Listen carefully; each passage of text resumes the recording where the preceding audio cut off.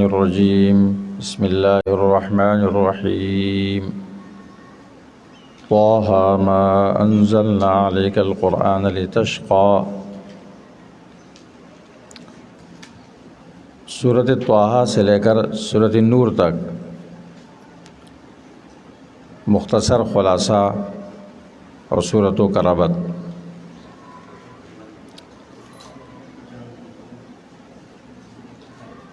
جب سورۃ کہف اور سورۃ مریم میں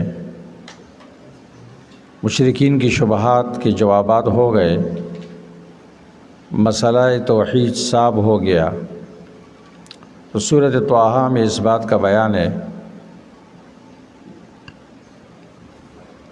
کہ اب یہ مسئلہ بہادری کے ساتھ پہنچا دو، مصائب آئیں گے برداشت کرو، جیسے موسیٰ علیہ السلام نے برداشت کیے۔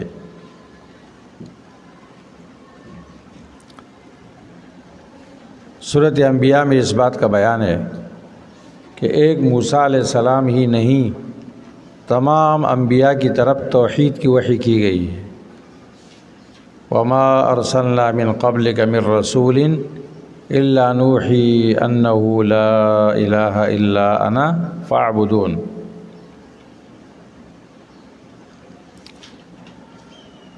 تمام انبیاء اپنے حاجات میں اللہ کو پکارتے رہے، اللہ ہی کے سامنے عاجزی کرتے رہے۔ إِنَّهُمْ كَانُوا يُسَارِعُونَ فِي الْخَيْرَاتِ وَيَدْعُونَنَا رَغَبًا وَرَهَبًا وَكَانُوا لَنَا خَاشِعِينَ۔ سورۃ حج میں اس بات کا بیان ہے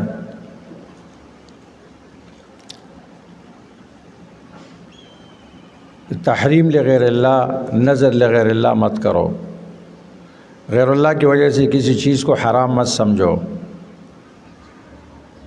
اور غیر اللہ کے نام پر نظر و نیاز بھی مت کرو۔ فاجتنبوا الرجس من الاوثان واجتنبوا قول الزور۔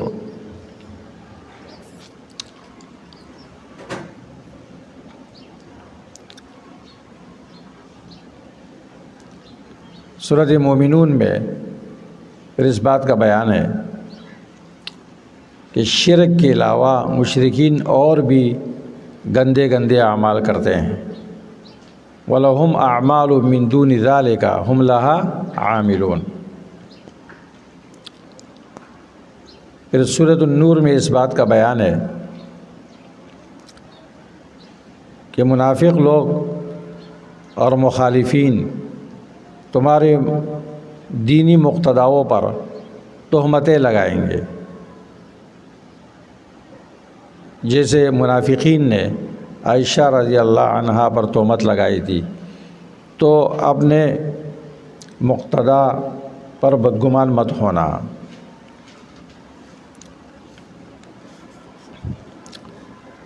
یہ مختصر خلاصہ ہو گیا۔ سورۃ طٰہٰ دو ناموں سے موسوم ہے، ایک نام ہے طٰہٰ، دوسرا نام ہے موسیٰ۔ سورۃ طٰہٰ سورۃ موسیٰ۔ طٰہٰ اس کا نام کیوں ہے؟ مختلف اقوال ہے۔ صحیح بات یہ ہے کہ یہ طٰہٰ حروف مقطعات میں سے ہے، جس کا اصل معنی اللہ ہی جانتے ہیں، اور اللہ تبارک و تعالیٰ نے حروف مقطعات سے سورتوں کی ابتدا کی، اعجاز قرآن کے لیے، عربوں کو عاجز بتانے کے لیے کہ یہ کتاب بھی ان حروف سے مرکب ہے جو جن سے ان کا کلام مرکب ہے، اور پھر بھی نہیں لا سکتے ہیں، تو اس بات کی دلیل ہے کہ یہ اللہ کی کتاب ہے۔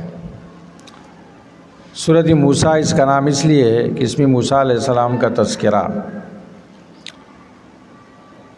اس سورت میں اتنی کثرت سے ہے کہ اس سے زیادہ کسی اور سورت میں نہیں ہے۔ سورت کی ابتدا و انتہا کا جوڑ۔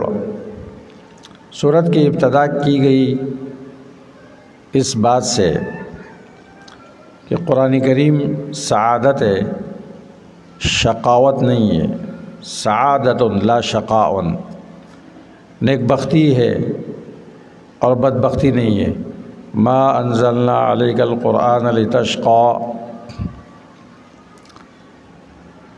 اور اختتام اس بات پر کیا گیا ہے کہ جو قرآن کریم سے اعراض کرے گا وہ شقی بنے گا، وہ کبھی نیک بخت نہیں بن سکتا ہے۔ ومن اعرض عن ذکری فإن له معیشۃ ضنکا ونحشره یوم القیامۃ اعمی۔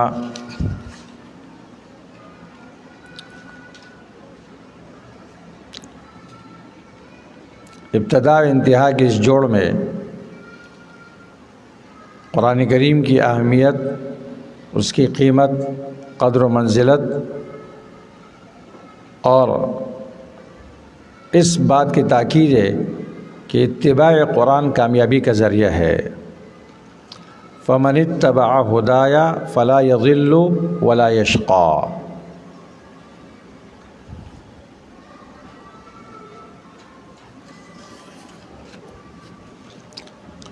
سورت کا بنیادی مضمون اسلام سعادت ہے، شقاوت نہیں ہے۔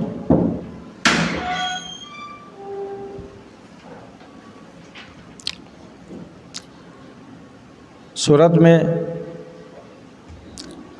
موسیٰ علیہ السلام کا قصہ تفصیلی ہے کہ موسیٰ علیہ السلام نے فرعون کو دعوت دینے میں، بنی اسرائیل کو دعوت دینے میں کتنی تکلیفیں برداشت کی، کتنی تکلیفوں کا سامنا ہوا۔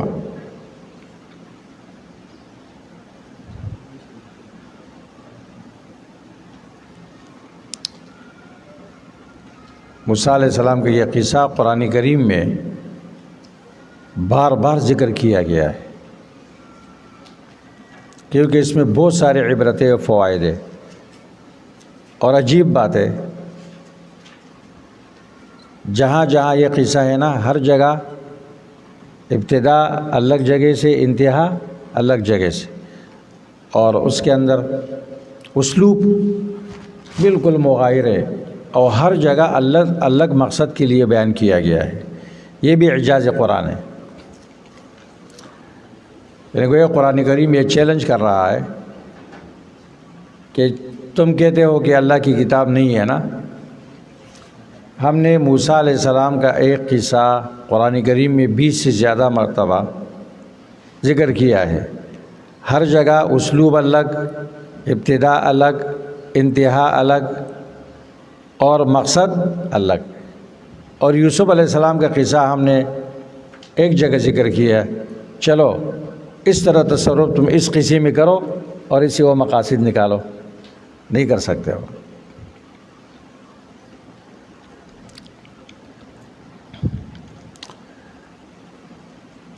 سورت کا مقصد اسلام سعادت ہے، شقاوت نہیں ہے۔ تو اس میں جادوگروں کا نمونہ پیش کیا گیا ہے کہ دیکھو جادوگروں کی نیک بختی دیکھو، جب انہوں نے ایمان لایا، موسیٰ علیہ السلام کی تصدیق کی، فرعون کی دھمکی کے سامنے کیسے ثابت قدم رہے، شقاوت سے نکل کر سعادت کی طرف آ گئے۔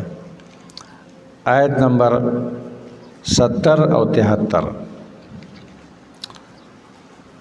اس طرح صورت میں ایک اور نمونہ ذکر کیا گیا ہے آدم اور حوا علیہ السلام کا۔ اس میں اس بات کا بیان ہے کہ جس نے اللہ کی اطاعت کی وہ سعادت مند بنا، اور جس نے نافرمانی کی وہ شقی اور بدبخت بنا۔ آیت نمبر 115، 127۔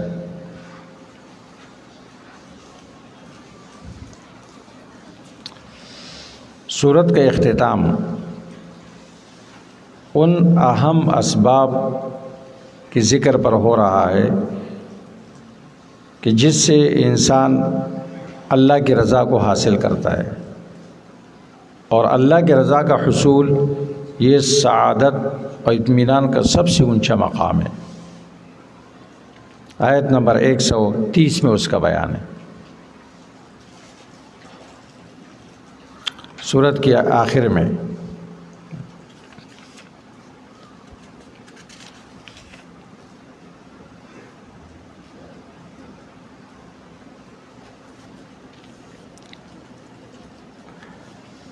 فاصبر على ما يقولون وسبح بحمد ربك قبل طلوع الشمس وقبل غروبها ومن آناء الليل فسبح وأطراف النهار لعلك ترضى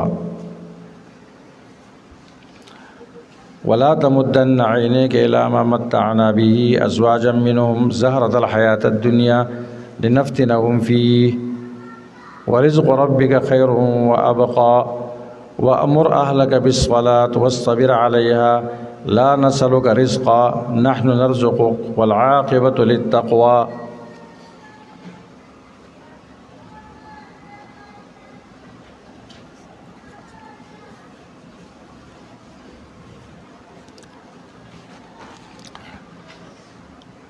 صورت میں موسیٰ علیہ السلام کا قصہ بڑا تفصیلی ہے، اس میں بھی کئی مراحل ہے، جیسے سورۃ اعراف میں تفصیلی ہے، اس میں کئی مراحل ہے۔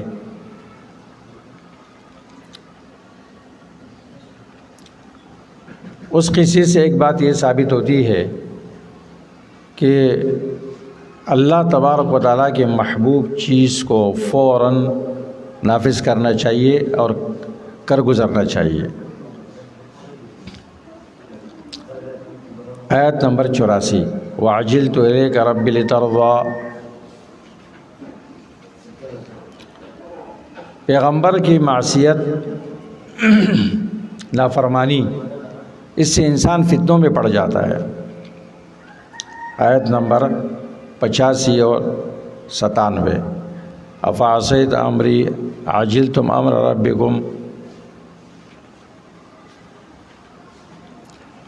بنی اسرائیل اور سامری نے موسیٰ علیہ السلام کی نافرمانی کی، ہارون علیہ السلام کی نافرمانی کی۔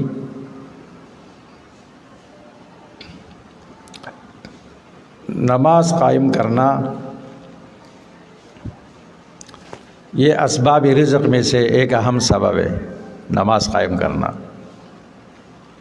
اور دنیا آخرت میں سعادت ہے۔ وَأْمُرْ أَهْلَكَ بِالصَّلَاةِ وَاصْطَبِرْ عَلَيْهَا لا نسألك رزقا نحن نرزقك والعاقبة للتقوى۔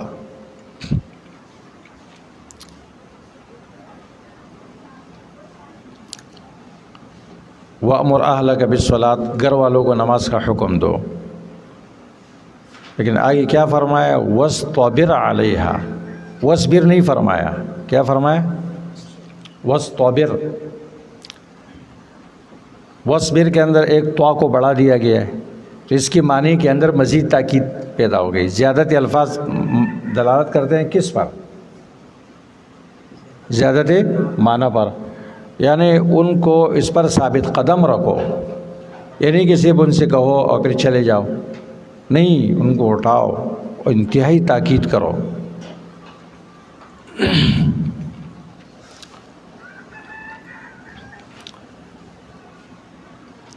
واقیم الصلاۃ لذکری، 14 نمبر آیت۔ اللہ کے رسول صلی اللہ علیہ وسلم نے ارشاد فرمایا من نام عن صلاۃ او نسیہا فلیصلھا اذا ذکرہا، جو شخص نماز سے سو جائے یا بھول جائے تو جب اس کو یاد آ جائے تو نماز پڑھے۔ اور پھر آپ نے یہ آیت پڑھی واقیم الصلاۃ لذکری۔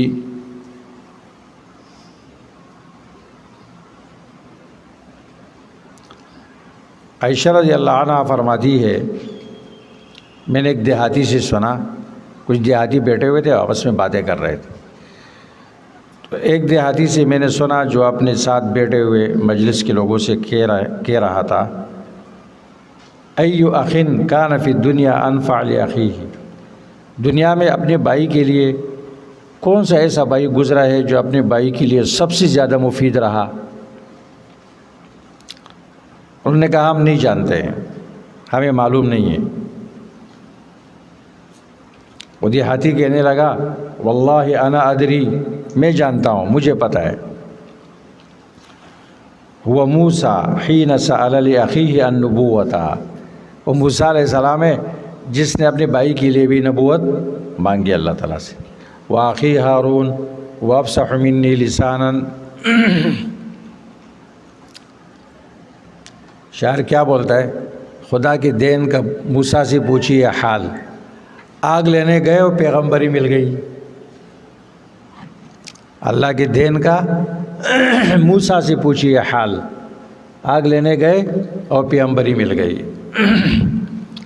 اور ادھر اپنے بھائی کو بھی پیغمبر بنایا۔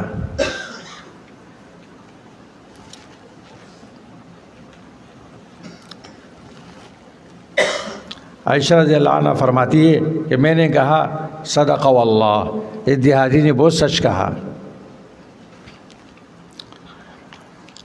وَأَلْقَيْتُ عَلَيْكَ مَحَبَّةً مِّنِّي،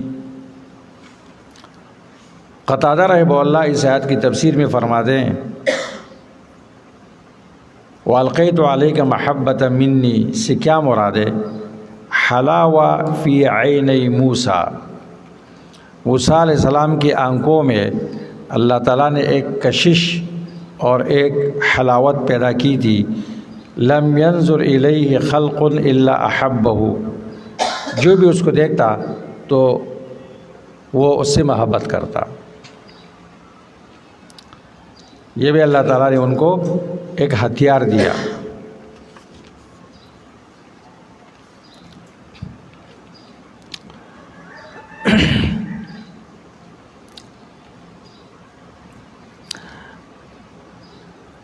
اب اس صورت میں کئی باتیں ایسی ہے جس کی طرف توجہ کرنا، اس کی تحقیق کرنا بہت لازمی ہے۔ سب سے پہلی بات،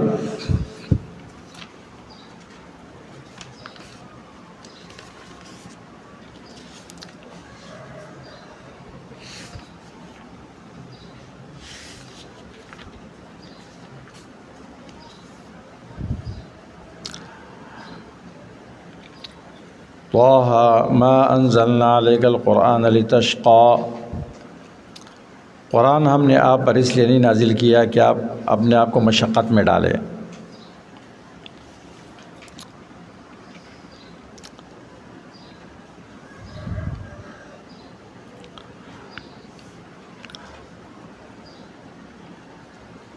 قال هي عصاي أتوكأ عليها وأهش بها على غنمي ولی فیہا مآرب اخرى، کہ موسیٰ تیرے دائیں ہاتھ میں کیا ہے؟ کہا یہ عصایا، اس کے فائدے بیان کیے۔ اس سے کیا معلوم ہو گیا کہ اسباب رزق کے لیے محنت کرنا اور اس کے آلات کو استعمال کرنا یہ انبیاء علیہ السلام کی سنت ہے۔ دیکھو لاٹھی کے فائدے بیان کیے، ٹیک لگاتا ہوں، بکریوں کے لیے پتی جاڑتا ہوں، اور اس میں اور بھی بہت سارے میرے لیے فائدے ہیں۔ جب انسان اوپر سے اترتا ہے چڑھائی سے تو لاٹھی کا سہارا لیتا ہے، اوپر چڑھتا ہے تب بھی لاٹھی کا سہارا لیتا ہے، اور سامان مسافر پہ سامان بھی لٹکا لیتا ہے۔ دیہاتی لوگوں کو اس کا خوب اندازہ ہے کہ لاٹھی کے اندر کتنے فائدے ہیں۔ وَلِيَ فِيهَا مَآرِبُ أُخْرَى،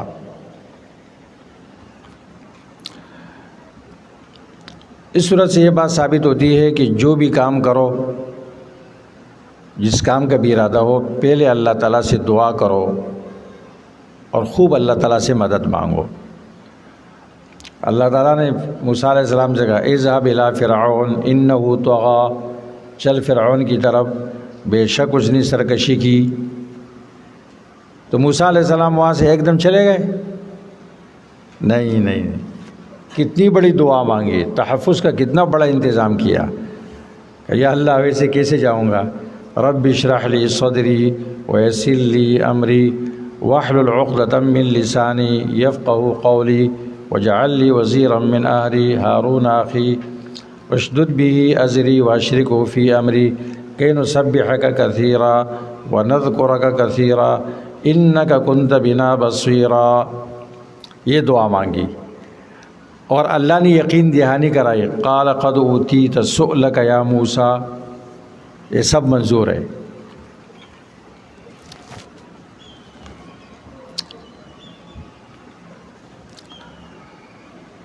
جو بھی کام کرو پھر اللہ تعالیٰ سے خوب مدد مانگو،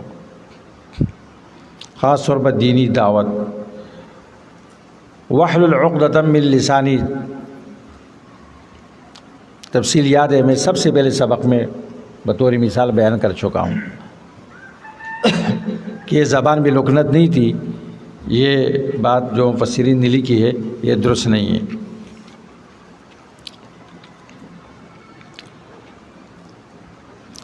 ایک اسرائیلی اور غلط توجیہ کی نشاندہی،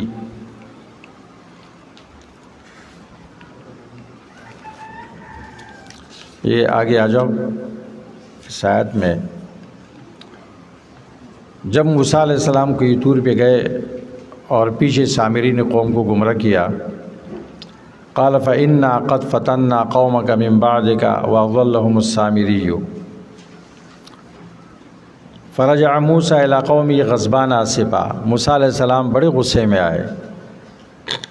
نبی غصہ کرتا ہے معصیت اور اللہ کے حکم اطاعت کے خلاف ورزی کی وجہ سے، طاعت فوت ہو جائے، نافرمانی ہو جائے، اس پر نبی کو غصہ آتا ہے کہ یا اللہ میں نے پر اتنی محنت کی اور تھوڑے عرصے کے لیے میں گیا اور پیچھے سے یہ گمراہ ہو گئے، سامری کی باتوں میں آ گئے۔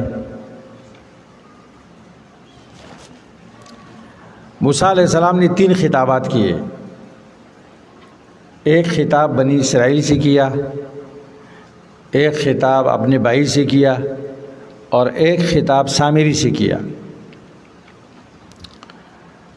قوم سے خطاب کیا، فرمایا قال یا قوم الم یعدکم ربکم وعدا حسنا افطال علیکم العہد ام اردتم ان یحل علیکم غضب من ربکم فاخلفتم موعدی۔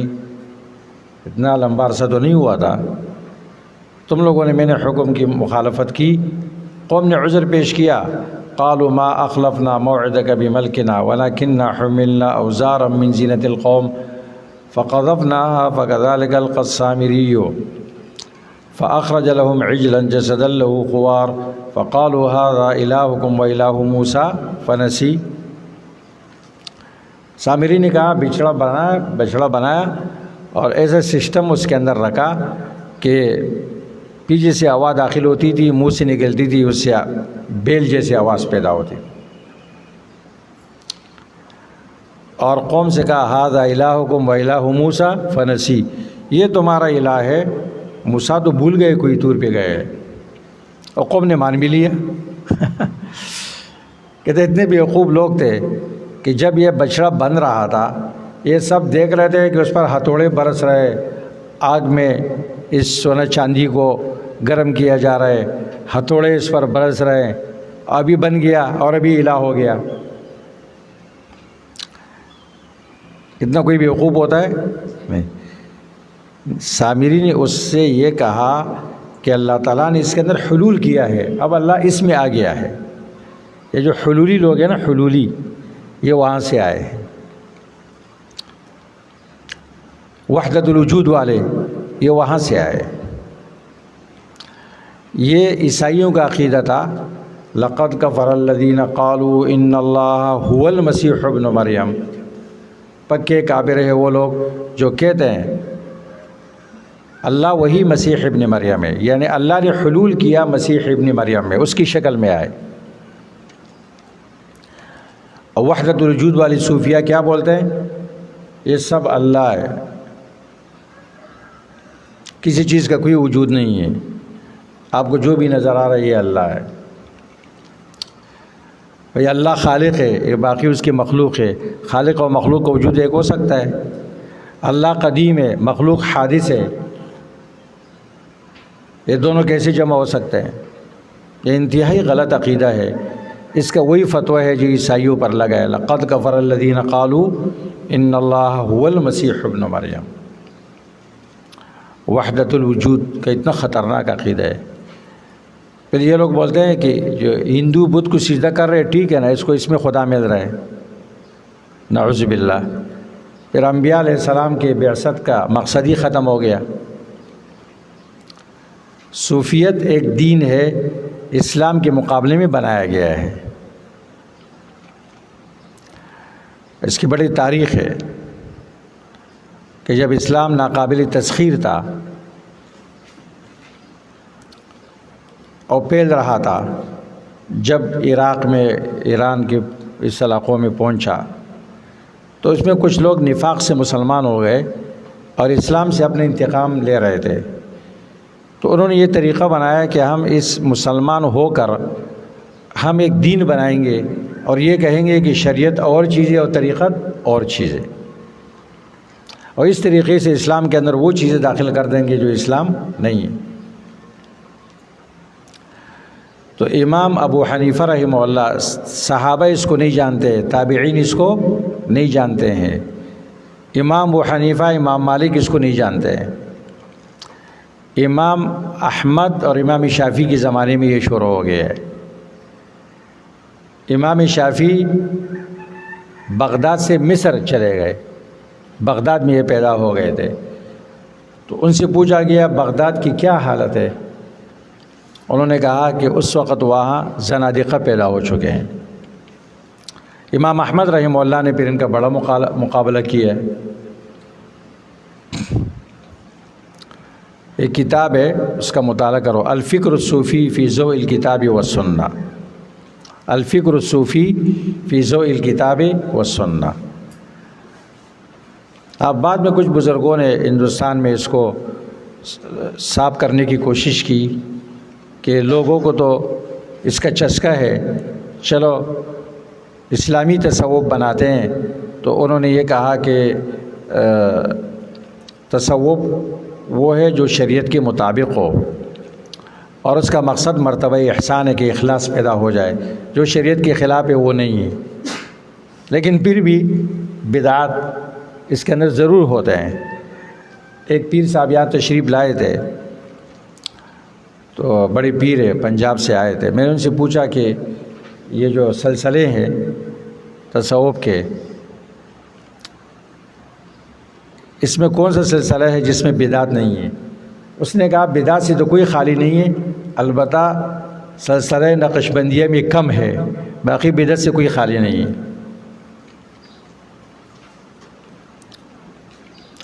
اور اس سلسلوں کی سند بھی موضوعات ملا علی قاری میں لکھا ہے کہ یہ حضرت علی تک نہیں پہنچتا ہے، جو یہ خرقہ ثابت کرتے ہیں اس کی سند وہ بالکل غلط ہے۔ کہ صوفیاؤں کے سلسلے کیسے ہیں؟ جیسے صوفی روایت میں آ جائے، جیسے اس کی حیثیت جیسے اس کی حیثیت۔ یہ اصل اسلام کا صاف چہرہ مخدوش کرنے کے لیے اس کا ایجاد کیا گیا ہے۔ اس لیے اللہ کا تصور الگ ہے ان کے ہاں، ولایت کا تصور الگ ہے، ولی کا تصور قرآن میں ہے الذین آمنوا وکانوا یتقون، اور ان کے ہاں ولی کا تصور کیا ہے وہ کسی آدمی کو سمجھ میں بھی نہیں آ سکتا ہے۔ اسلام میں تو ہر مسلمان اللہ کا ولی ہے، کوئی چھوٹا ولی ہے کوئی بڑا ولی ہے، ہر صحیح العقیدہ متبع سنت انسان اللہ کا ولی ہے۔ دیکھو تبلیغی بھائی ایک دوسرے کو کہتے ہیں اللہ کی ولی، اللہ کی ولی، بہت صحیح بولتے ہیں، اللہ کی ولی، اللہ کی ولی، ہر مسلمان اللہ کا ولی ہے۔ ولی کلی مشکک ہے، کلی مشکک جانتے ہو، منطق پڑھی ہے تھوڑی بہت، اپنے افراد پر اعلیٰ سبیل التفاوت صادق آتا ہے۔ جیسے سواد ہے تو بعض میں کالا پن زیادہ ہے، بعض میں کم ہے، تو ولی کلی مشکک ہے، کوئی بڑا ولی ہے کوئی چھوٹا ولی ہے۔ اس کی بڑی تفصیلات ہے، لہذا خیال کرنا اگر کوئی پیر متبع سنت نہیں ہے تو اس کے پاس نہیں جانا ہے آپ کو۔ کسی خانقاہ میں قرآن و سنت کا درس نہیں ہوتا ہے، بس حضرت کے اقوال و اقوال و اقوال۔ یہ ایک عجیب المیہ ہے، اس وقت مسلمانوں میں آیا ہے، اور ہم سب کو سنجیدگی کے ساتھ اس کی طرف توجہ کرنے کی ضرورت ہے۔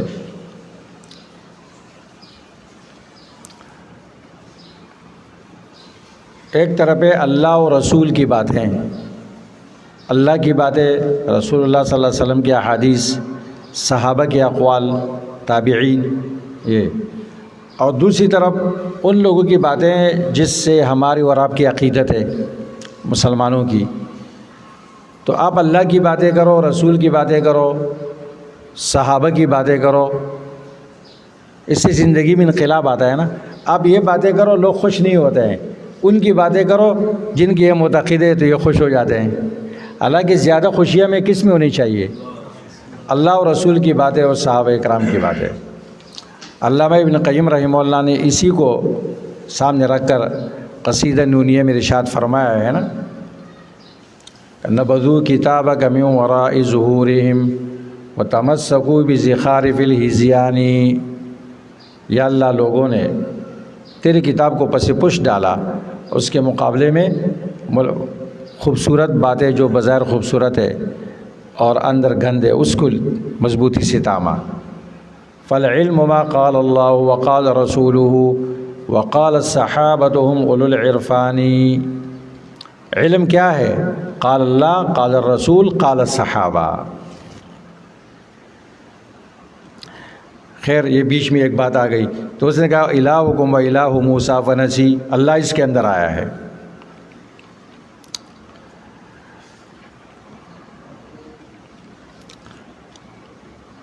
پھر دوسرا خطاب ہارون علیہ السلام سے کیا، قال یا ہارون ما منعک اذ رأیتہم ضلوا اللہ تتبعنی افعصیت امری، اور یہ کہتے ہوئے موسیٰ علیہ السلام نے اس کی داڑھی پکڑی تھی اور سر کے بال۔ قال یا ابن ام لا تأخذ بلحیتی ولا برأسی انی خشیت ان تقول فرقت بین بنی اسرائیل ولم ترقب قولی، کہتے ہیں کسی کو عتاب کرنا، ملامت کرنا یہ محبت کے منافی نہیں ہے، اور اس نے برا بھی نہیں مانا، سر کے بالوں سے پکڑا اور داڑھی سے پکڑا۔ جلالی پیغمبر تھے نا، پتہ چلا پیغمبر کی داڑھی بھی ہوتی ہے، یہ انبیاء کی سنت ہے، اور پیغمبر کے سر کے بال بھی ہوتے ہیں۔ یہ گنجا ہونا یہ تو اسلام میں نہیں ہے۔ ہمارے پیغمبر علیہ الصلاۃ والسلام کی سنت مستمرہ بال رکھنا ہے۔ اگر آپ نے حلق کیا ہے تو احرام سے باہر آنے کے لیے کیا، حلق افضل ہے احرام سے باہر آنے کے لیے۔ محلقین رؤوسکم ومقصرین،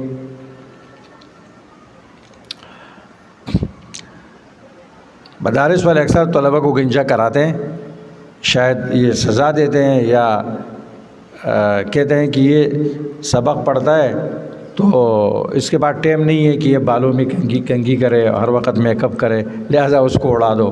لیکن پھر بھی اس میں ایسا غلو نہیں ہونا چاہیے کہ طلبہ کو مجبور کیا جائے اور وہ بال ان سے بار بار سر گنجا کروایا جائے۔ اچھا، تیسرا خطاب سامری سے کیا، قال وما خطبک یا سامری، یہ آپ کو سمجھانا ہے۔ عام ترجمہ کرتا ہوں، اسرائیلی ترجمہ، اور پھر صحیح ترجمہ کروں گا۔ عام تفسیروں میں جو ترجمہ لکھا ہوا ہے وہ کیا ہے؟ موسیٰ علیہ السلام نے پوچھا قال وما خطبک یا سامری، کیا حالت ہے آپ کی ہے سامری، یہ کیا کیا تم نے؟ سامری نے کہا بصر، تو میں نے وہ چیزیں کی بما لم یبصروا، جو ان کو نظر نہیں آئی۔ کہتے وہ کیا تھا؟ جبریل علیہ السلام گھوڑے پر سوار تھے، اور جہاں پیر رکھتے تو وہ جگہ سبز ہو جاتی اور وہ سی مٹی اٹھا لیتے، اور اس کے اندر حیات کا اثر تھا، اس کو اس بچھڑے میں ڈالا تو یہ زندہ ہو گیا۔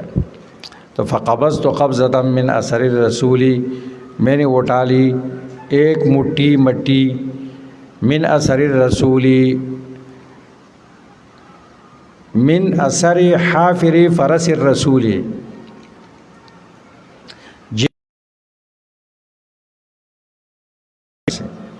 فنبذت، لیا بچھڑے میں اور وہ زندہ ہو گیا۔ کذالک سولت لی نفسی، اور اسی طرح میرے لیے میرے نفس نے یہ مزین کیا۔ یہ سنا ہے نا آپ لوگوں نے، یہ وہ توجیہ ہے کہ جس کے بارے میں تفسیر ابن عاشور لکھتا ہے۔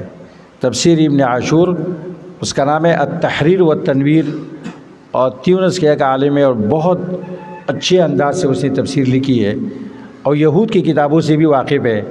وہ کہتا ہے کہ یہ جو توجیہ ہے اسرائیلی ہونا تو دور کی بات ہے، لا یوجد فی کتب الاسرائیلین، یہ تو یہود کی کتابوں میں بھی موجود نہیں ہے۔ تفسیر جلالین میں ہے، بہت سارے تفسیروں میں آپ کو یہ ملے گا، کہتے ہیں یہود کی کتابوں میں بھی یہ موجود نہیں ہے۔ یہ قرآن کے لفظ سے اس کی تائید نہیں ہوتی، سیاق و سباق سے اس کی تائید نہیں ہوتی، اور قواعد عربیہ سے اس کی تائید نہیں ہوتی۔ اب دیکھو میں صحیح ترجمہ کرتا ہوں۔ دیکھو سب سے پہلے معنی کہ بصرتو کا معنی بصورا یہ دیکھنے کے معنی میں نہیں آتا ہے، بصورا بمعنی عالمہ آتا ہے، بصورا بمعنی عالمہ، بصورا آنکھوں سے دیکھا، بصورا معلوم کیا، عالمہ پہلے تو یہ معنی غلط۔ پھر قبضت قبضۃ من اثر الرسول، کتنے مقدرات مضاف آپ کو ماننے پڑیں گے، من اثری، حافری، فرس الرسول، اثری، حافری، فرس الرسول، اور رسول سے مراد جبریل علیہ السلام لینا۔ جبریل علیہ السلام کے پہلے یہاں تذکرہ ہی نہیں ہے، بات تو موسیٰ علیہ السلام کی چل رہی ہے، جبریل علیہ السلام یہاں کہاں سے آ گئے؟ تو اس کے لیے کہ اور کہانی گڑھی ہے، کہتے ہیں اصل میں اس کی تربیت، سامری کا نام بھی موسیٰ تھا، اس کی تربیت جبریل علیہ السلام نے کی۔ یہ بچپن میں ایک تختی پہ رہ گیا تھا سمندر میں، اور ایک شعر اس کے لیے بنایا، فموسیٰ الذی رباہ جبریل کافرا وموسیٰ الذی رباہ فرعون مرسلو، وہ موسیٰ جس کی تربیت فرعون نے کی پیغمبر بنا، اور جس کی تربیت جبریل نے کی وہ کافر بنا۔ یہ سب جھوٹ ہے، ایک جھوٹ کی لیے اور کتنے جھوٹ بنانے پڑتے ہیں۔ رسول سے مراد آپ کو کیا لینا ہوگا؟ جبریل، ان کا تذکرہ نہیں ہے پہلے، اور کتنے مضاف، من اثری، حافری، فرس الرسول، اور پھر یہ بھی ماننا پڑے گا کہ تمام لوگوں میں یہ سامری نے جبریل کو دیکھا، باقی لوگوں نے نہیں دیکھا، کیا یہ پیغمبر تھا؟ اس نے کیوں دیکھا؟ کہتے بچپن میں اس کی دوستی تھی اس کے ساتھ، اس کی تربیت کی تھی اس نے۔ اللہ اکبر، یہ سب غلط ہے۔ اب صحیح ترجمہ کیا ہے؟ تفسیر کبیر نے صحیح ترجمہ کیا ہے، اور تفسیر ابن عاشور نے صحیح ترجمہ کیا ہے۔ اب وہ صحیح ترجمہ ہے، قال، سامری نے کہا، بصرت بما لم یبصروا، میں نے وہ معلوم کیا جو ان کو معلوم نہیں تھا۔ وہ یہ کہ آپ حق پر نہیں ہیں، میں نے وہ چیز معلوم کی جو ان کو معلوم نہیں ہوئی، اور وہ یہ ہے کہ آپ حق پر نہیں ہیں۔ تو فقبضت قبضۃ من اثر الرسول، میں نے حاصل کی ایک حصہ رسول کی تابعداری کا، یعنی نفاق سے آپ پر ایمان لایا، نفاق سے آپ پر ایمان لایا۔ فنبذتها، پھر یہ تابعداری میں نے چھوڑ دی، میں مرتد ہو گیا۔ کیوں مرتد ہو گیا؟ کذالک سولت لی نفسی، میرے نفس نے میرے لیے مزین کیا یہ بات۔ آئی بات سمجھ میں؟ یہ صحیح توجیہ ہے۔ اچھا،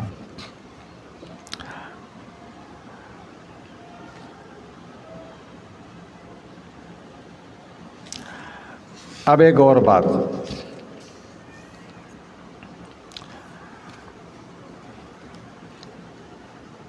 ومن اعرض عن ذکری فإن له معیشۃ ضنکا ونحشرہ یوم القیامۃ اعمی۔ بعض لوگ اس وعید کو فٹ کرتے ہیں حافظ قرآن پر، کہ جو حافظ قرآن بھول جائے قیامت کے دن وہ اندھا اٹھایا جائے گا، اور یہ آیت پڑھتے ہیں۔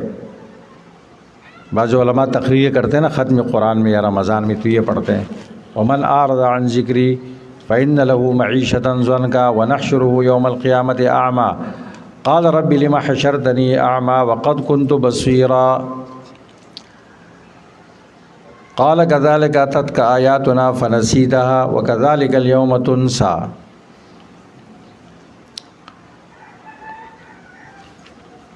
سنا ہے نا آپ نے؟ اچھا، سب سے پہلی بات تو یہ ہے کہ ومن اعرض عن ذکری، اس اعراض سے مراد یہ ہے کہ قرآن پر ایمان نہ لایا جائے، قرآن کو چھوڑا جائے، نظر انداز کیا جائے، جیسے کافروں نے کیا۔ فإن له معیشۃ ضنکا ونحشرہ یوم القیامۃ اعمی۔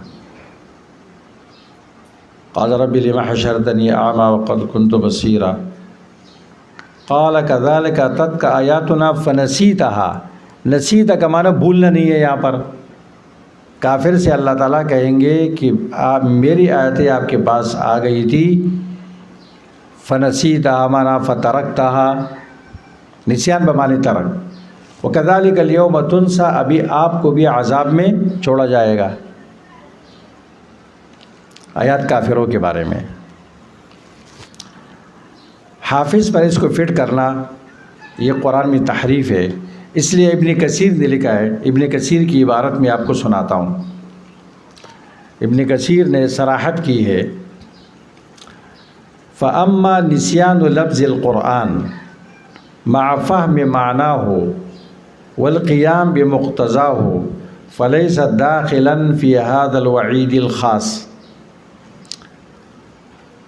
حافظ قرآن جب قرآن کے الفاظ بھول جائے لیکن قرآن کو سمجھتا ہے، قرآن کے مقتضا پر عمل کرتا ہے، وہ اس خاص وعید میں داخل نہیں ہے۔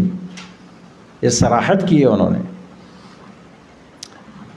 اس پر میں نے مستقل ایک ویڈیو بنائی ہے، ہمارے چینل پر موجود ہے، کہ یہ اس وعید کا برا اثر کیا پڑا آپ کو پتہ ہے؟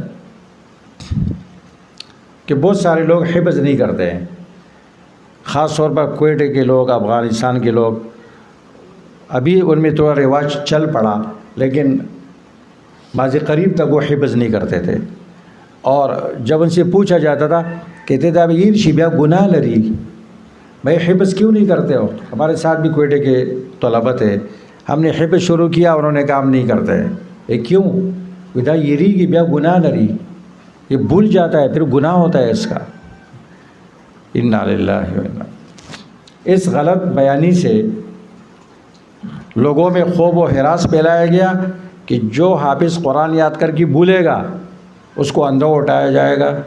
اللہ اکبر، یہ حافظ قرآن کے بارے میں کدھر ہے؟ دیکھو یہ سزا تب ہوتی کہ حفظ قرآن فرض و واجب ہوتا، قرآن حفظ کرنا فرض ہے نہیں، اس نے حفظ کیا تو ایک اچھا کام کیا، چلو بعض احادیث میں اس کے لیے وعید آ سکتی ہے لیکن وہ بھی ضعیف ہے، وہ بھی ضعیف ہے۔ لیکن اس آیت سے حافظ قرآن مراد نہیں ہے، نوز بیچارے کو اندھا اٹھایا جائے گا۔ کیا گناہ کیا اس نے؟ بھائی وہ تو قرآن یاد کر کے مشقت برداشت کیا تھا اس نے، ابھی اس نے سستی کی، اس کے علاج کیا ہے؟ اب وہ دوبارہ قرآن یاد کرے، کوشش کرے، لیکن یہ نہیں کہ اس کو اندھا اٹھایا جائے گا۔ اس لیے علماء و خطباء سے درخواست ہے کہ خدا کے لیے یہ جھوٹی وعید بیان مت کرو، تھوڑا زحمت کر کے تفسیر ابن کثیر دیکھ لو اور تفسیریں بھی دیکھ لو۔ کسی مفسر نے یہ نہیں لکھا ہے کہ یہ آیت حافظ قرآن کے بارے میں۔ اللہ اکبر اللہ۔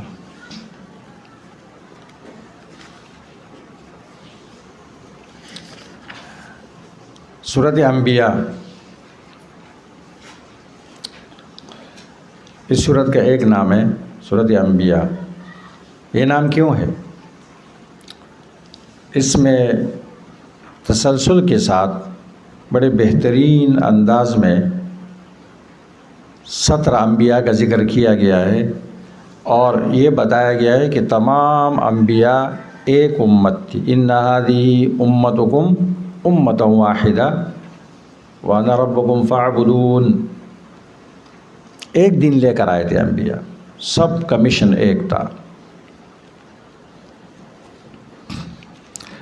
نام یہ انبیاء اس لیے رکھا گیا کہ اتنے انبیاء کا ذکر کسی اور صورت میں نہیں، اور ان کی تفصیلات بیان کی گئی۔ سورت کی ابتدا اور انتہا۔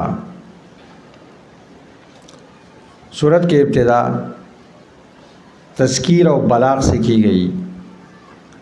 اقترب للناس حسابهم وهم في غفلة معرضون ما يأتيهم من ذكر من ربهم محدث إلا استمعوه وهم يلعبون۔ اختتام بھی تذکیر و بلاغ پر ہے، ان فی هذا لبلاغا لقوم عابدین۔ نقطہ اس میں کیا ہے؟ مخلوق پر اللہ کی رحمت.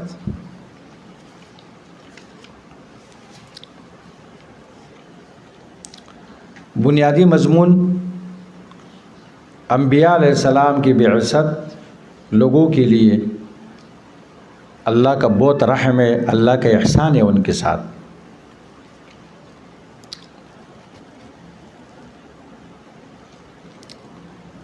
سورت کے اندر جو بڑے بڑے موضوعات ہیں اہم وہ یہ ہے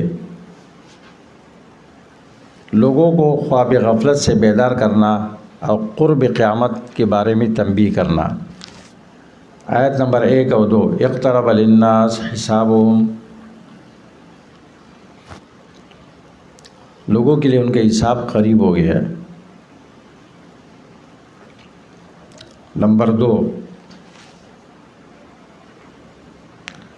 کافروں کو تنبیہ کرنا ہے،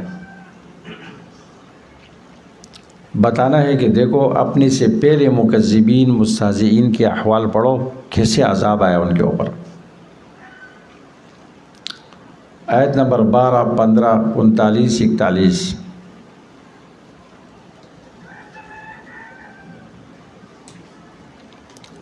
انبیاء علیہ السلام کی امتوں کو پیش کیا گیا ہے.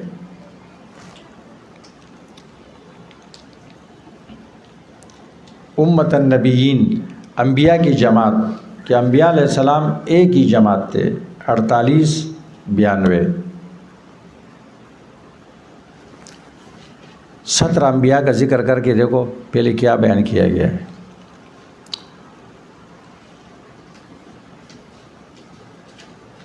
انہم یسارعون فی الخیرات وکانوا یدعوننا رغبا ورہبا وکانوا لنا خاشعین. یہ تمام انبیاء علیہ السلام کی حالت ذکر کی گئی، اور اس کا راز میں آپ کو ابھی بتا رہا ہوں.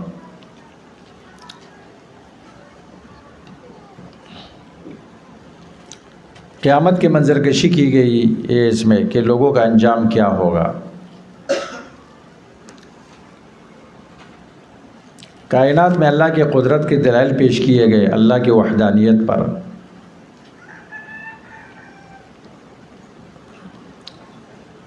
سورت میں اس بات کا بیان ہے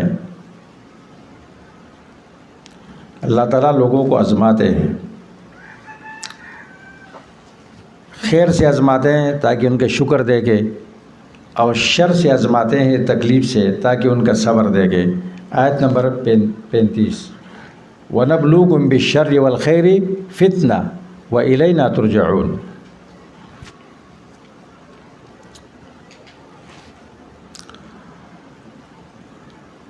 قرآن کریم ایسی معجز کتاب ہے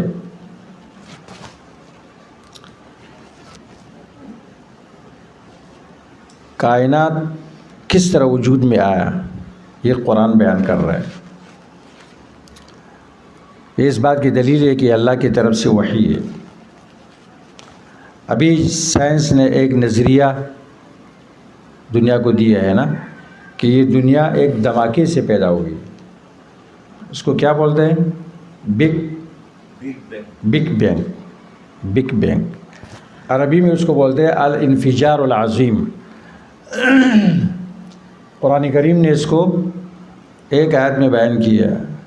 اولم یر الذین کفروا ان السماوات والارض کانتا رتقا ففتقناہما. آسمان و زمین دونوں بند تھے، ہم نے ان کو کھول دیا. بس یہی وہ دھماکہ ہے.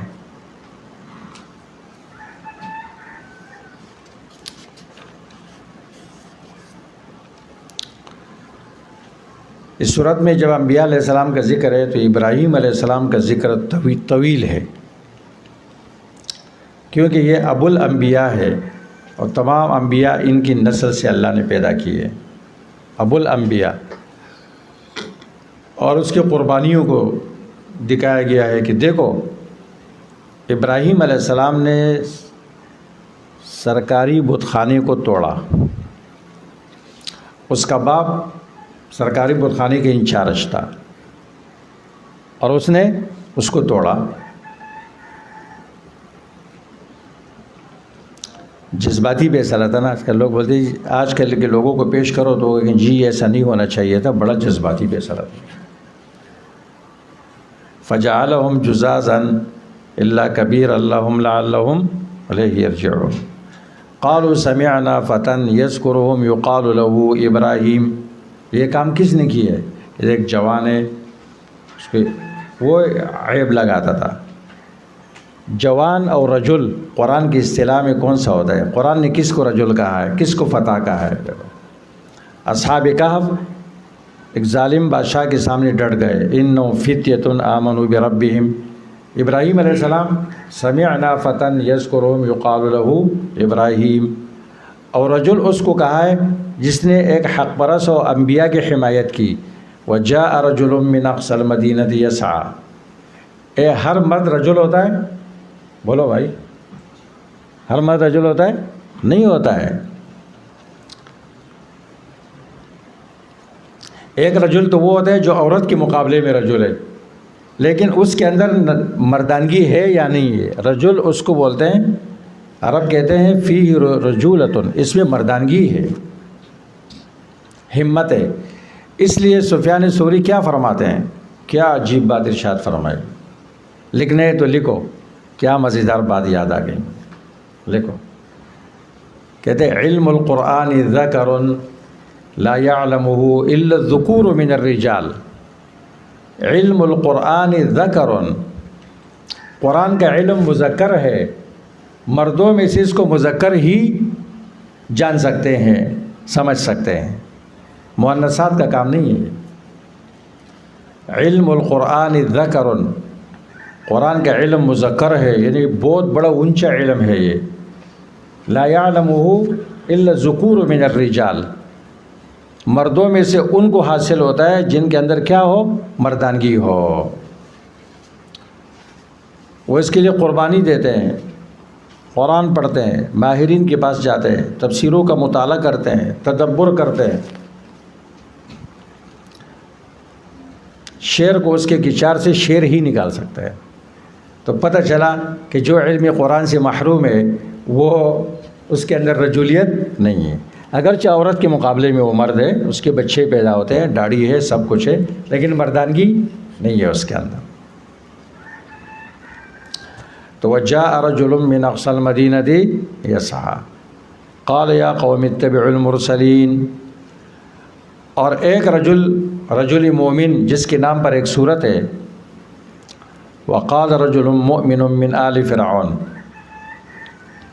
فرعون نے موسیٰ علیہ السلام کو دھمکی دی, اور فرعون نے کہا ذرونی اقتل موسیٰ ولیدع ربہ, چھوڑو مجھے, موسیٰ کو قتل کرتا ہوں یا اپنے رب کو پکارے. کسی نے پکڑا نہیں تھا, ویسے کہہ رہا تھا چھوڑو مجھے. جیسے لڑائی میں ایک بے غیرت آدمی ہوتا ہے نا, تو وہ بولتے مجھے چھوڑو. کسی نے پکڑا نہیں ہوتا ہے کہ جب مجھے چھوڑو. تو فرعون کو بھی کسی نے پکڑا نہیں تھا, کہتے ضرونی اقتل موسیٰ, چھوڑو مجھے, میں موسیٰ کو قتل کرتا ہوں. یہ اپنے رب کو پکارے. اور دیکھو کیا بولتا ہے, انی اخاف ان یبدل دینکم او ان یظہر فی الارض الفساد. تمہارا عقیدہ خراب کرے گا, یہ فسادی ہے. ایک مفسر لکھتا ہے, کہتے ادھر دیکھو انظر الی الطاغیہ کیف صار الداعیہ, سرکش کو دیکھو ادھر ابھی داعی بن گیا. قوم کو بولتے ہیں اتبعون یہدکم سبیل الرشاد, میری بات مانو, میں درست راستہ بتا رہا ہوں. دیکھو کیسے داعی بن گیا. وقال الذی آمن یا قوم اتبعون اہدکم سبیل الرشاد. اس نے کہا اس کی بات چھوڑو, میں سیدھا راستہ بتا رہا ہوں. وقال رجل مؤمن من آل فرعون یکتم ایمانہ اتقتلون رجلا ان یقول ربی اللہ. کتنی لمبی تقریر اللہ تعالیٰ نے سورہ مومن 24ویں پارے میں نقل کی ہے, اور بیچ بیچ میں اللہ تعالیٰ اپنا اضافہ و تبصرہ بھی کر رہے ہیں. اس کو تفسیر کی اصطلاح میں کہتے ہیں ادخال الہی. تو یہ رجل ہے نا, رجل مومن, اللہ کو ان کے یہ غیرت پسند آیا. صاحب یاسین کی بات اللہ کو پسند آ گئی. اس وقت بہت سارے رجال تھے لیکن ان کا تذکرہ نہیں ہے. قرآن انسان کو رجل بناتا ہے. قرآن کیا بناتا ہے؟ رجل بناتا ہے.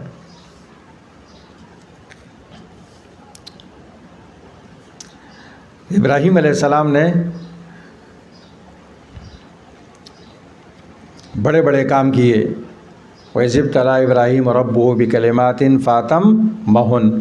اس میں ایک یہ بھی ہے کہ بت خانہ توڑنا اور پھر آگ میں ڈالا جانا، سب سے پہلے باپ کے ساتھ ابتلا، پھر نمرود کے ساتھ، اور پھر بیوی بچوں کو بیابان میں چھوڑنا، اور پھر بچے کو قربان کرنا. یہ سارے ابتلاات ہیں. ایک مفسر لکھتا ہے ابراہیم علیہ السلام کے بارے میں کہ ابراہیم علیہ السلام خلیل الرحمن ہے. کیوں؟ کہتے قدم مالہ للزیفان ونفسہ للنیران وولدہ للقربان. اپنی ذات کو آگ کے لیے پیش کیا، بچے کو ذبح کرنے کے لیے، اور مال کو مہمانوں کے لیے. حل اتاک حدیث ضیف ابراہیم المکرمین. ابراہیم علیہ السلام کے معزز مہمانوں کی بات آئی ہے تمہارے پاس؟ آئی ہے نا. سورۃ ہود میں آئی ہے، سورۃ زاریات میں آئی ہے. اذ دخلوا علیہ فقالوا سلاما، کہا وعلیکم السلام. قال سلام. اور پھر مہمان نواز کیسے تھے؟ اے نہیں پوچھا کیسے آنا ہوا، کھانا کھایا تم نے؟ کھانا کھاؤ گے؟ گرم چلے گا ٹھنڈا چلے گا؟ نہیں. فما لبث ان جاء بعجل حنیس. ٹھہرے نہیں، بنا ہوا بچڑا لے کر آئے، بچڑا لے کر آئے بنا ہوا. حنیس زاریات میں سمین، موٹا بھی تھا، اور اس کو بن کے لایا. مہمان سے نہیں پوچھو کھانا کھائے گا، کھانا کھاؤ گے؟ اللہ اکبر. کراچی میں لوگ ایسے پوچھتے ہیں نا، گرم یا ٹھنڈا؟ پہلے ٹھنڈا لاؤ پھر گرم لاؤ بعد میں. اچھا یہاں کثری نفسی نہیں کرو بھائی، بھوکے رہ جاؤ گے. یہ لوگ دوبارہ نہیں بولتے ہیں. ان کو بولو میں کھانا کھاؤں گا. ہاں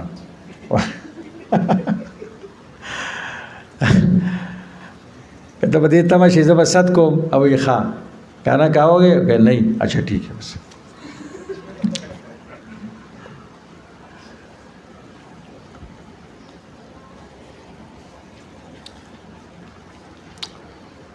سترہ انبیاء علیہ السلام کا اللہ نے ذکر کیا. اس میں وہ پیغمبر ہے جو قوم سے تنگ آئے، نوح علیہ السلام.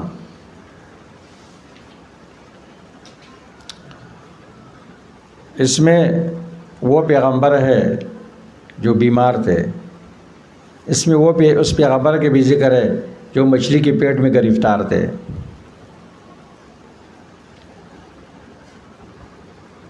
اس میں وہ پیغمبر ہے جن کی اولاد نہیں تھی، وہ بیٹا اللہ سے مانگ رہا ہے. سب کے بارے میں کیا اللہ نے فرمایا؟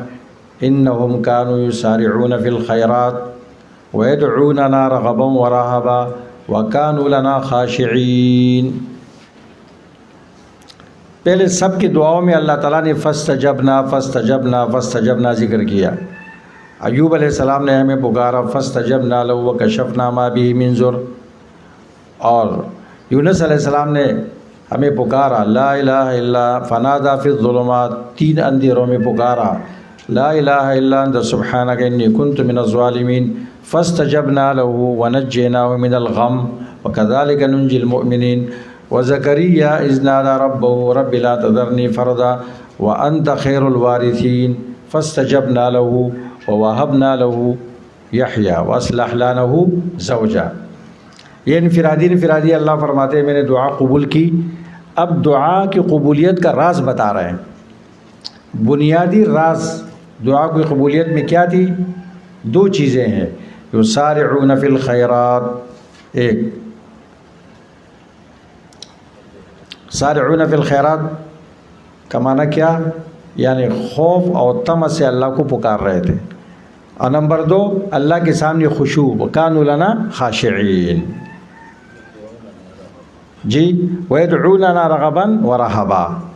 پہلی بات یہ ہے مسارعہ الی الخیرات، اچھے کام کی طرف ایک دم سبقت کرنا، اور خوف و طمع کے ساتھ اللہ سے مانگنا، اور خشوع.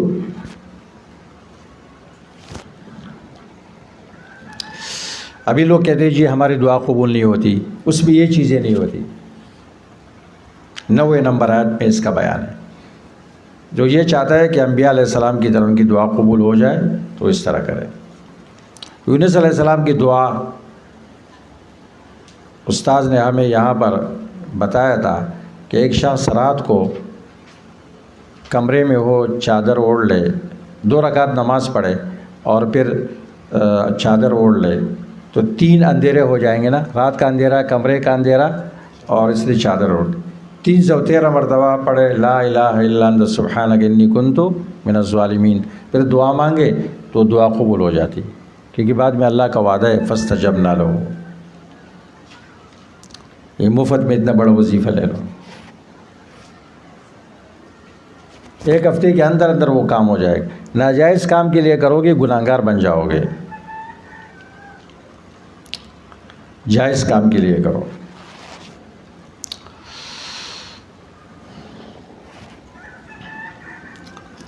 دیکھو تمام پیغمبروں کی دعا میں کیا ہے؟ نادانا وَلَقَدْ نَادَانَا نُوحٌ فَلَنِعْمَ الْمُجِيبُونَ۔ قوم کے مقابلے میں اللہ سے مدد مانگ رہا ہے، اللہ نے مدد کی، فَاسْتَجَبْنَا لَهُ۔ نوح علیہ السلام کو اپنے قوم سے بچایا ان کو، فَأَغْرَقْنَاهُمْ، قوم کو غرق کیا ہم نے۔ نادا، بیمار پیغمبر اللہ کو پکار رہے، اور ابھی بیمار مسلمان مزار پہ جا رہے، بابا کو پکار رہے۔ زکریا علیہ السلام نے بیٹا کس سے مانگا؟ اللہ سے۔ بیمار پیغمبر ایوب علیہ السلام نے شفا کس سے مانگی؟ اللہ سے۔ اور ابھی لوگ اس بابا کے پاس جاتے ہیں جو خود بیماری کی وجہ سے مر گیا، دیکھ بابا مجھے شفا دے، وہ کہتے ہیں بھائی میں خود بیمار ہو کے مرا ہوں۔ شرک کا حملہ عقل پر ہوتا ہے نا، پھر اس کی عقل کام نہیں کرتی۔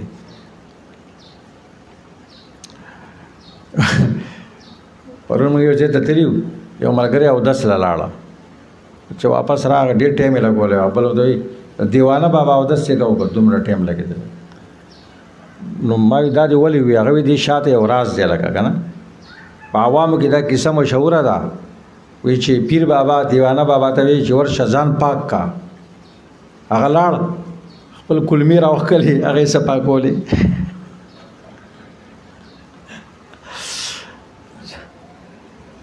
الله اکبر. وی هغه لاړ وایي دا څه کوي؟ پیر بابا ته وایي دا څه کوي؟ هغه وایي تا وایي چې ځان پاک که، ځان پاکوم، خېټه څیرې کړې وه، کلمې راوښکلې وې.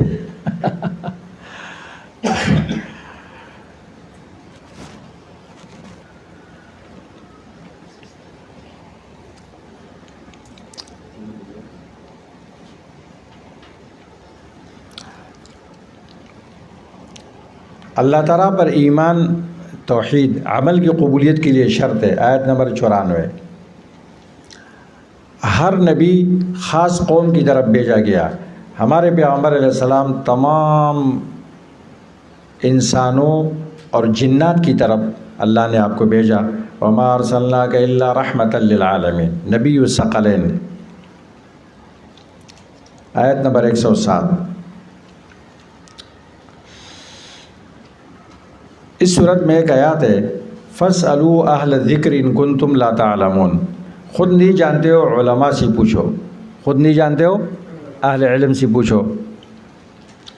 یہاں قرطبی رحمہ اللہ نے ایک عبارت لکھی ہے، بڑی کمال کی بات لکھی ہے، فرماتے ہیں لم يختلف العلماء ان العامة علیہا تقلید علمائها، علماء کے اس بات میں کوئی اختلاف نہیں ہے کہ عام لوگوں پر اپنے علماء کی تقلید لازمی ہے۔ وَأَنَّهُمْ الْمُرَادُ بِقَوْلِ اللَّهِ عَزَّ وَجَلَّ فَاسْأَلُوا أَهْلَ الذِّكْرِ إِن كُنتُمْ لَا تَعْلَمُونَ، علماء ہی اس سے مراد ہے کہ تم اگر نہیں جانتے ہو اہل علم سے پوچھ لو۔ پھر فرماتے ہیں، ایک مثال سے سمجھاتے ہیں، وَأَجْمَعُوا أَنَّ الْأَعْمَى يَجِبُ أَن يُقَلِّدَ غَيْرَهُ ممن يثق به اذا اشکلت علیہ القبلہ، کہتے اندھے پر جب قبلہ مشتبہ ہو تو وہ دوسرے کی تقلید کرے گا قبلے میں، بینا آدمی اس کو قبلہ بتائے گا نا. کہتے فَكَذَلِكَ مَنْ لَا عِلْمَ لَهُ بِمُرَادِ اللَّهِ يَجِبُ عَلَيْهِ تقلید عالم ثقۃ. تو جس شخص کو اللہ کی مراد معلوم نہ ہو تو اس پر واجب ہے ایک ثقہ عالم کی تقلید. اندھے پر قبلہ مشتبہ ہو جائے کس سے پوچھے گا؟ بینا سے پوچھے گا یہ تقلید ہے یا نہیں ہے. تو اس طرح عام آدمی بھی کیا ہے؟ اندھا ہے نا، دین میں اندھا ہے، تو بینا عالم سے پوچھے گا.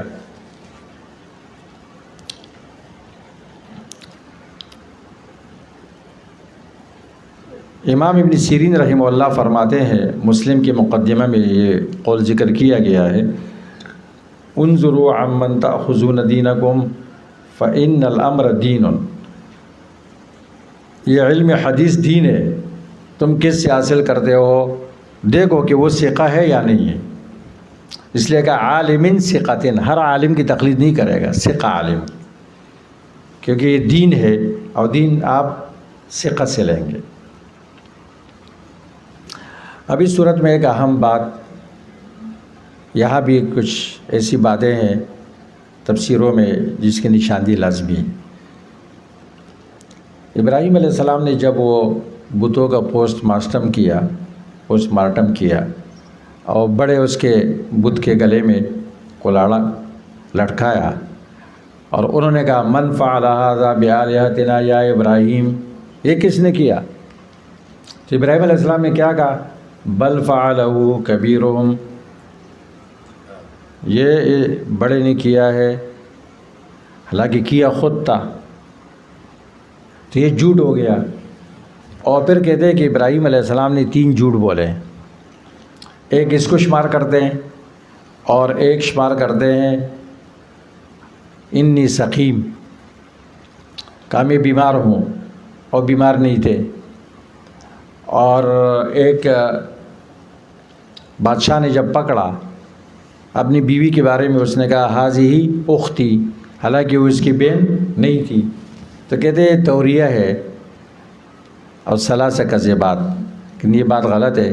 ثلاثہ کذبات جو حدیث میں آیا ہے وہ راوی نے اپنے الفاظ ذکر کیے ہیں، مدرج من الراوی ہے، اور ان تینوں باتوں میں کوئی جھوٹ نہیں ہے. ابراہیم علیہ السلام سے جب پوچھا گیا من فعل ھذا بآلہتنا یا ابراہیم، قال بل فعلہ، مانا بل فعلہ فاعل، کسی کرنے والے نے اس کو کیا ہے، خود تو نہیں ہو سکتا ہے. کبیرہم ھذا فاسألوہم، بڑا یہ ہے ان سے پوچھو اگر بولتا ہے. یہ فعلہ فاعل. انی سقیم، اس کا معنی بیمار نہیں ہے، معنی مجھے دکھ ہو رہا ہے. ہاذہ اختی، بیوی کو کے بارے میں کہا تھا، سارہ علیہ السلام کے بارے میں. اخت کا معنی آتے مثل. ہاذہ اختی معنی ہاذہ مثلی فی الایمان، یہ ایمان میں میری طرح ہے. جیسے آپ کہتے ہیں کانا و اخواتھا، تو کانا اس کی بہنیں، یہ مراد ہے. اخواتھا کا معنی کیا ہوتا ہے؟ وامثالھا. اس طرح قرآن کریم میں خود موجود ہے کلما دخلت امۃ لعنت اختہا، سورۃ اعراف میں ہے کہ جب ایک جماعت کافروں کی داخل ہوگی تو اپنی بہن پر لعنت کرے گی، یہ معنی ہے. اختہا کا معنی کیا کرو گے؟ مثلہا، اپنے جیسی جماعت پر وہ لعنت کرے گی. سورۃ حج،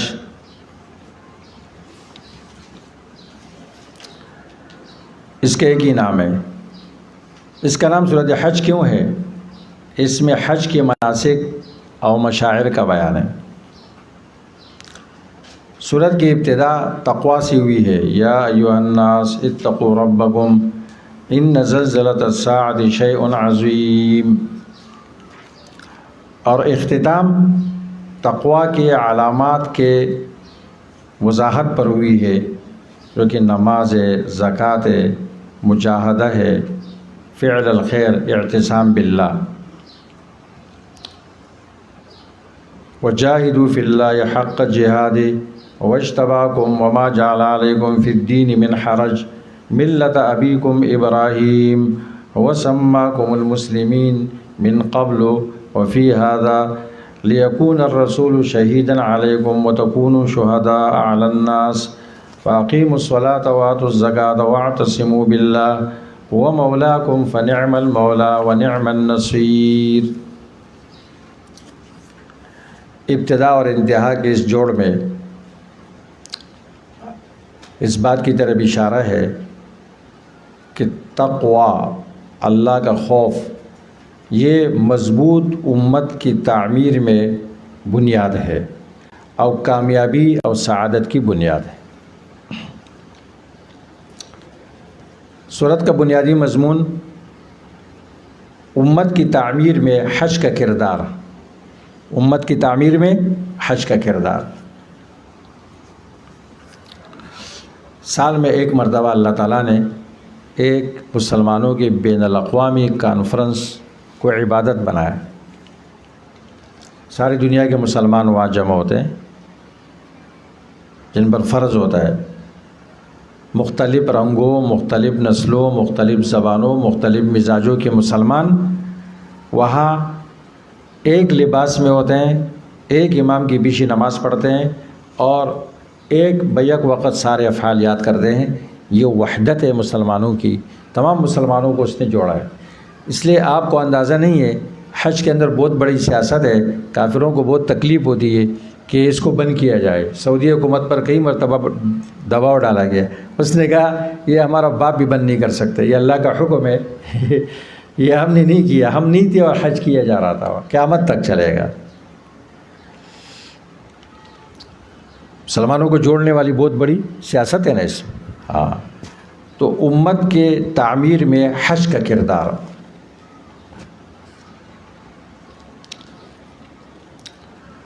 سورت کے شروع میں تقوی کا حکم ہے، اتقوا اللہ، اور پھر لوگوں کے مختلف اقسام کا ذکر ہے کہ کس نے یہ تقوی کا حکم قبول کیا، کس نے نہیں کیا۔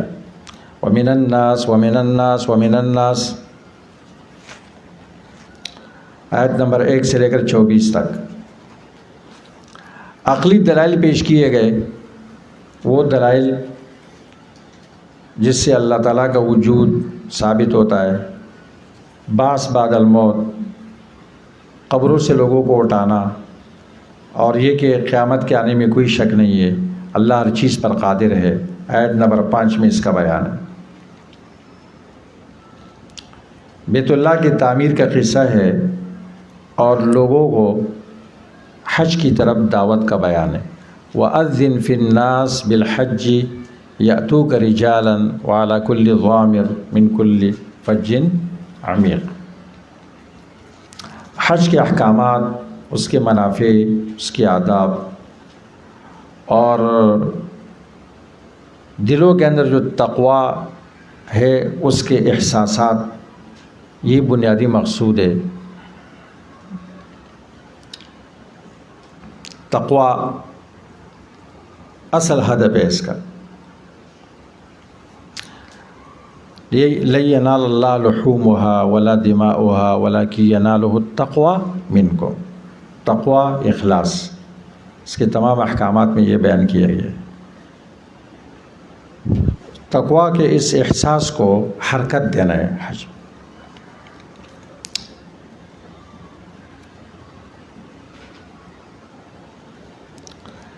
سورت میں جہاد کی مشروعیت ہے، سب سے پہلا حکم اس میں آیا ہے، اذن للذین یقاتلون بانہم ظلموا۔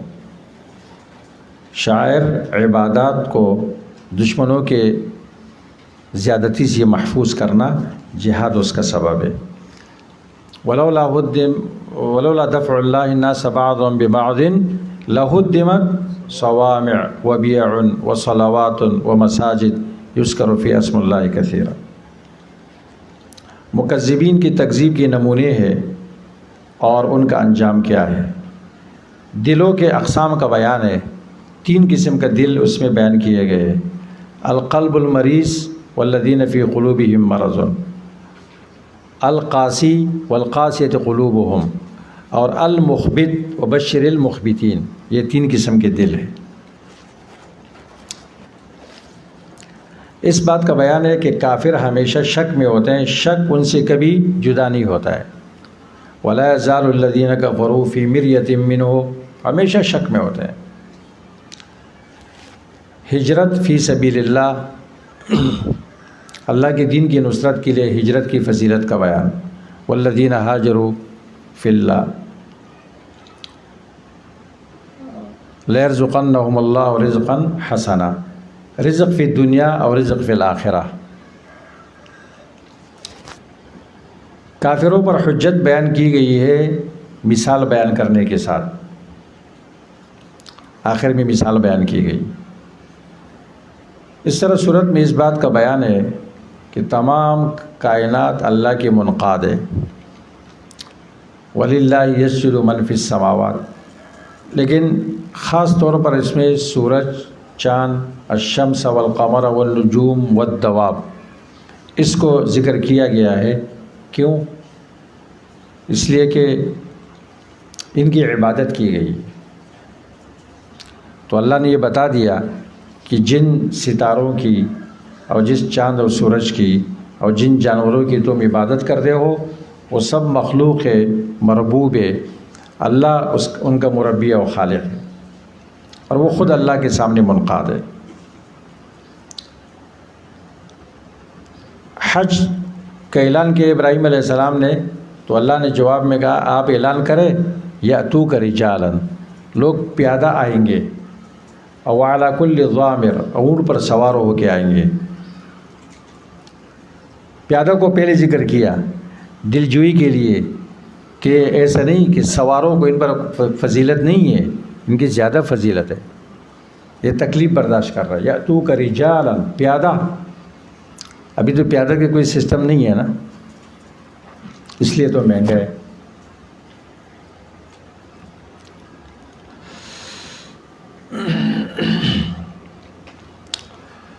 اللہ تعالیٰ کون سی ایمان والوں کے ساتھ مدد کرتے ہیں؟ سچے مومنوں کے ساتھ جو نماز قائم کرتے ہیں، زکوٰۃ ادا کرتے ہیں، امر بالمعروف نہی عن المنکر، الذین ان مکناہم فی الارض اقاموا الصلاۃ وآتوا الزکوٰۃ وامروا بالمعروف ونہوا عن المنکر۔ سورت میں توحید کی مثال بیان کی گئی ہے، اور ایسی مثال کہ اللہ نے تمام لوگوں کو اعلان کیا، سنو یا ایھا الناس ضرب مثل فاستمعوا لہ، ایک مثال بیان کی گئی ہے، بیان کی جاتی ہے، کان لگا کے سنو۔ آگے ان الذین تدعون من دون اللہ لن یخلقوا ذبابا، جن کو تم اللہ کو چھوڑ کر پکارتے ہو ہرگز ایک مکھی پیدا نہیں کر سکتے ہیں۔ وَلَوْ اجْتَمَعُوا لَهُ، سارے کے سارے جمع ہو جائے، یار پیدا ہونا تو دور کی بات ہے۔ وَإِن يَسْلُبْهُمُ الذُّبَابُ شَيْئًا لَا يَسْتَنْقِذُوهُ مِنْهُ، وہ چھین لے مکھی، ان کے سامنے نذرانے شکرانے پڑے ہوتے ہیں، مکھیاں لے جاتی ہے، یہ نہیں چھڑا سکتے ہیں۔ ضعف الطالب والمطلوب، پکارنے والا بھی کمزور، جن کو پکارا جا رہا ہے وہ بھی کمزور۔ داعی و مدعو ایک یہ معنی ہے۔ دوسرا معنی کہ یہ جو تمہارے بابے ہیں نا، یہ کمزور ہے، مکھی کے پیچھے نہیں جا سکتے ہیں طلب کرنے میں، اور مکھی بھی کمزور ہے۔ ضعف الطالب والمطلوب۔ اب سوال یہ ہے کہ اللہ تعالیٰ نے مکھی کے بارے میں کیوں کہا کہ ہرگز مکھی پیدا نہیں کر سکتے ہیں، کسی اور چیز کا نام کیوں نہیں لیا؟ یہ مکھی کے اندر مسئلہ یہ ہے کہ یہ اللہ کی ناقص مخلوق ہے، انقص خلق اللہ۔ دیکھو تمام جو ہوتے ہیں نا کیڑے مکوڑے جتنے، ان کی آنکھ بھی ہوتی ہے، اوپر آبرو بھی ہوتے ہیں، وہ آنکھیں بند کرتے ہیں۔ اس کے آنکھ کے اوپر کوئی پلکے آبرو نہیں ہے، وہ بٹن ہمیشہ کھلے ہوئے ہیں۔ اس طرح آنکھ کو صاف کرنے کے لیے یہ پیر کو استعمال کرتا ہے نا، اس طرح کی وہ کرتا ہے۔ دیکھیں آپ نے مکھی، اس کی گردن بہت کمزور ہے۔ مفسرین لکھتے ہیں کہ اس کی جو مثال پیش کی گئی شرک کے بطلان کے لیے، مکی لمہانتہ و ضعفہ و استقذارہ و کثرتہ. ایک تو یہ بے حیثیت بہت ہے، بہت ذلیل ہے، کمزور ہے، گندی ہے اور کثرت سے ہے، اور بہت بے حیا ہے، تنگ بھی بہت کر دی ہے مکی. ایک آدمی تھا، وہ اس کی ماں کے ناک پر زخم تھا. ایک مکیہ کی بیٹتی تھی اور ایک آدمی وہ جو اس کا بیٹا تھا وہ پنکھا چلا کر، جو ہاتھ کا پنکھا ہوتا ہے نا، اس سے مکی کو بھگاتا تھا. بہت تنگ ہو گیا اور بڑا ہوشیار آدمی بھی تھا، تو اس نے کیا چھری لی اور اپنی ماں کی ناک کو کاٹ دیا اور مکی سے کہا اب کہاں بیٹھو گے، میں نے تیرا اڑائی ختم کر دیا. بڑا ہوشیار تھا نا. ہاں، مکی کا اڑائی ختم کر دیا اس نے. اللہ اکبر. اس صورت کے عجائبات میں سے یہ ہے کہ اس صورت میں حج کا کردار جو بیان کیا گیا ہے وہ دلوں کے اندر تقوی کو راسخ کرنے کے لیے ہر جگہ یہ ذکر کیا گیا. اور عجیب صورت یہ ہے کہ اس میں کچھ آیتیں مدنی ہے، کچھ مکی ہے، کچھ لیلی ہے، کچھ نہاری ہے، کچھ سفری ہے، کچھ حضری ہے. اس میں 2 سجدے ہیں. یہ واحد صورت ہے، اس میں اسلام کے تمام ارکان جمع کیے گئے ہیں. یہ واحد صورت ہے، اس میں حج اس طرح پیش کیا گیا ہے کہ حج میں قیامت کی مکمل منظر کشی موجود ہے. قیامت کا دن سخت ہوگا، سورج کی تپش ہوگی، تمام لوگ بغیر لباس کے ایک جگہ کی طرف دوڑتے ہوں گے نا. وہاں بھی حج میں بھی گرمی ہوتی ہے، تمام لوگ ایک لباس میں ایک طرف جا رہے، تمام لوگ مینا کی طرف جا رہے، تمام لوگ پھر عرفات جا رہے، تمام لوگ پھر مزدلفہ آ رہے، پھر سب آ کر وہ جمرہ عقبہ کو مارتے ہیں جس سے لوگ بڑا شیطان کہتے ہیں، اور پھر سب قربانی کرتے ہیں، پھر سب حلق کرتے ہیں. بالکل قیامت کا منظر ہوتا ہے. حج یاد دلاتا ہے قیامت کو، اس طرح تم اٹھو گے.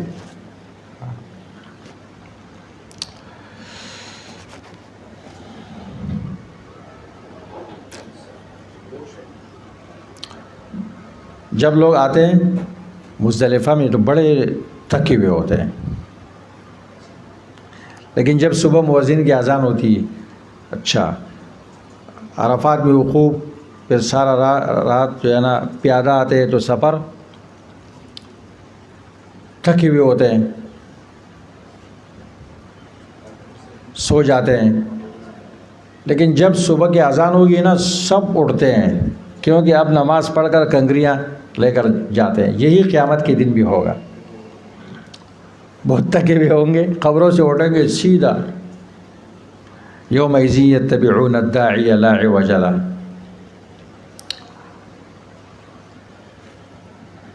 حج میں جہاد کی یاد ہے. کیسے لوگ عبادات کے اوقات کا التزام کرتے ہیں، جگہوں کا آنا جانا، رات گزارنا. جہاد میں بھی ایسے ہی ہوتا ہے. اس لیے سورۃ بقرہ میں جہاد کے بعد حج کو ذکر کیا گیا ہے. دونوں میں مال خرچ ہوتا ہے، دونوں میں جسمانی تکلیف ہوتی ہے.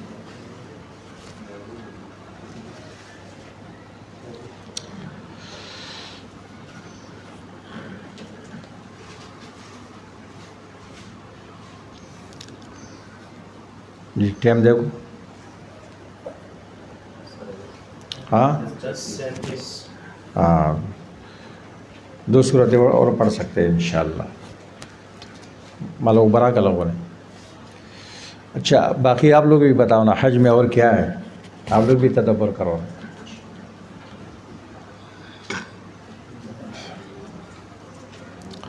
سورۃ المومنون. سورت کے دو نام ہیں، المؤمنون اور قد افلح۔ المؤمنون نام اس لیے ہے کہ اس میں مومنین کی صفات ذکر کیے گئے ہیں، ان کی جزا کو ذکر کیا گیا ہے۔ قد افلح اس کلمے سے اس کی ابتدا ہے۔ سورت کی ابتدا قد افلح المؤمنون، مومن کامیاب، اختتام انہ لا یفلح الکافرون، کافر ناکام، مومن کامیاب، کافر ناکام۔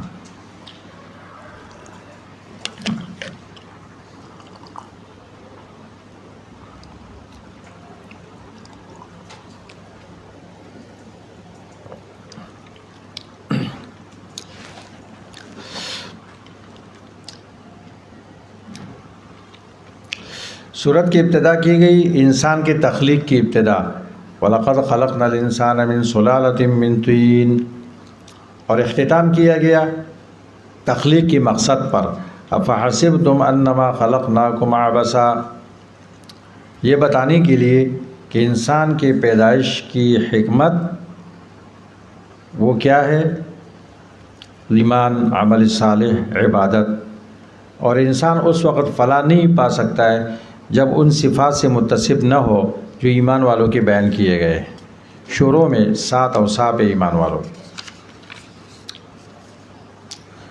بنیادی مقصد سورت کا المقارنہ بین صفات المؤمنین و مسیر الکافرین، ایمان والوں کی صفات کے درمیان تقابل اور کافروں کا انجام۔ کافروں و ایمان والوں کے صفات کا تقابل ہے، موازنہ ہے۔ صفات المؤمنین 1 نمبر آیت سے لے کر 9 تک، ایمان والوں کی جزا کا بیان 10 سے لے کر 11 تک، ایمان والوں کی تاریخ کا بیان نسلاً بعد نسلن 23 نمبر آیت سے لے کر 50 تک، ایمان والوں کے کچھ اضافی صفات کا بیان 57 سے لے کر 61 تک، کافروں پر حجت قائم کی گئی ہے دل عقلیہ کے ساتھ 78 91، مومنین کا انجام، کافروں کا انجام 99 111، مغفرت اور رحمت کی دعا یہ اللہ کی طرف عجز اور افتقار کی دلیل ہے، اور یہ ایمان والوں کی سب سے بڑی عظیم صفت ہے، رب اغفر وارحم وانت خیر الراحمین۔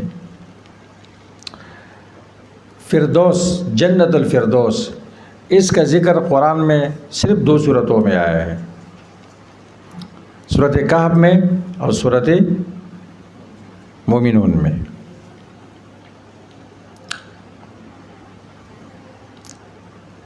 انسان کو چاہیے ہمیشہ اپنی ذات کا محاسبہ کرے، اپنے اعمال میں نظر کرے، اللہ تبارک و تعالیٰ نے کتنی نعمتوں سے اس کو نوازا ہے، اس خوف کی وجہ سے کہ کہیں استدراج نہ ہو۔ آیت نمبر 55 اور 56،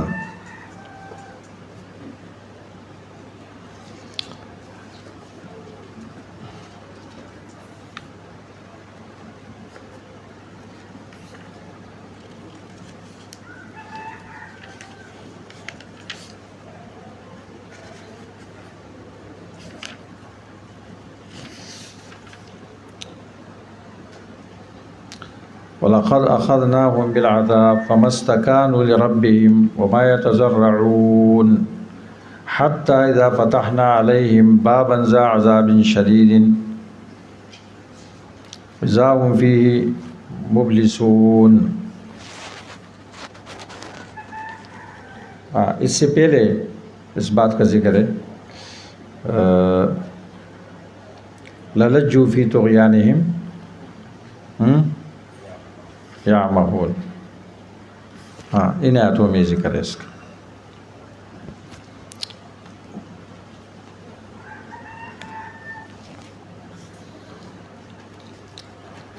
اخلاص عمل اور دل کی سلامتی کی علامات یہ ہے کہ بندہ اچھے اعمال کرتے ہوئے بھی اللہ سے ڈرتا رہے کہ ایسا نہ ہو کہ یہ قبول نہ ہو جائے۔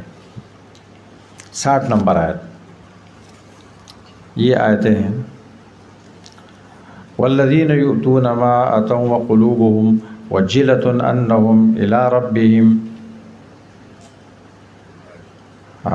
نسارع إن الذين هم من خشية ربهم مشفقون والذين هم بآيات ربهم يؤمنون والذين هم بربهم لا يشركون والذين يؤتون ما آتوا وقلوبهم وجلة أنهم إلى ربهم راجعون أولئك يسارعون في الخيرات وهم لها سابقون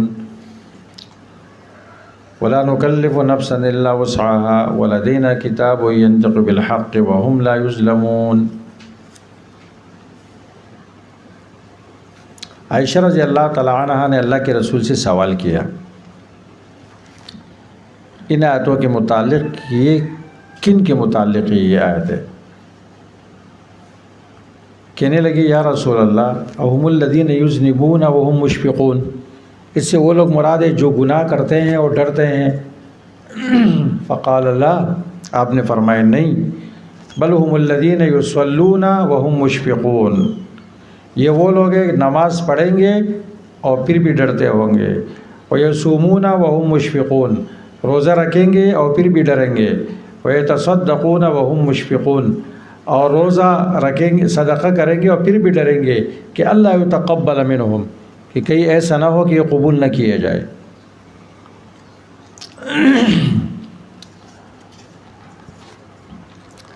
ربیع ابن خیثم، اس آیت کے بارے میں ایک واقعہ، قال رب ارجعون لعلی اعمل صالحا فیما ترکت کلا، کافر مرنے کے بعد تمنا کرے گا۔ تو ربیع ابن خیثم ابن مسعود رضی اللہ تعالیٰ عنہ کے شاگردوں میں سے ایک ہے۔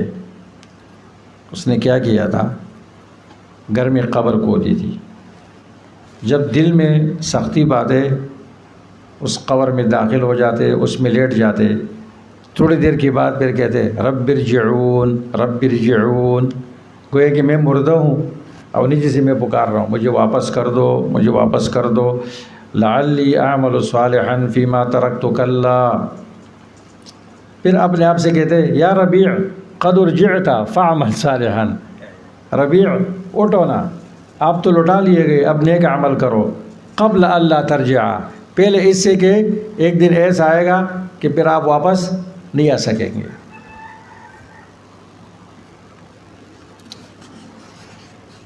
سورۃ النور، النور اس کا نام ہے۔ سورت میں نور الہی کی ان قوانین کا بیان ہے جس کا تعلق اخلاق سے ہے، اخلاقی اقدار سے ہے، تعامل سے ہے۔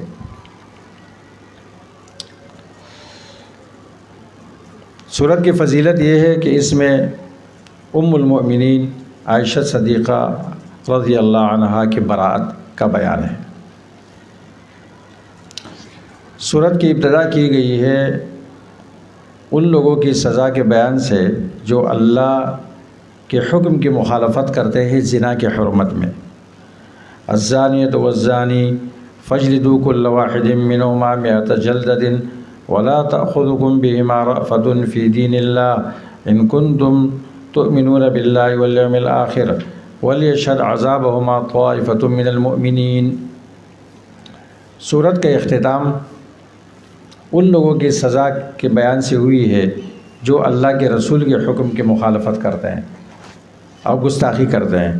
لا تجعلوا دعاء الرسول بینکم کدعاء بعضکم بعضا، پیغمبر کو ایسا نہیں پکارو جیسے ایک دوسرے کو پکارتے ہو۔ کیا معنی؟ لا تقولوا یا محمد، یا محمد مت کہو، یا محمد کہنا گستاخی ہے۔ اہل بدعت کیا کرتے ہیں؟ مسجد میں ایک طرف یا اللہ لکھتے ہیں تو دوسری طرف یا محمد لکھنا فرض سمجھتے ہیں۔ یا محمد، آپ کہتے ہیں اے زید، یا بکر، یا محمد مت کہو، یہ گستاخی ہے۔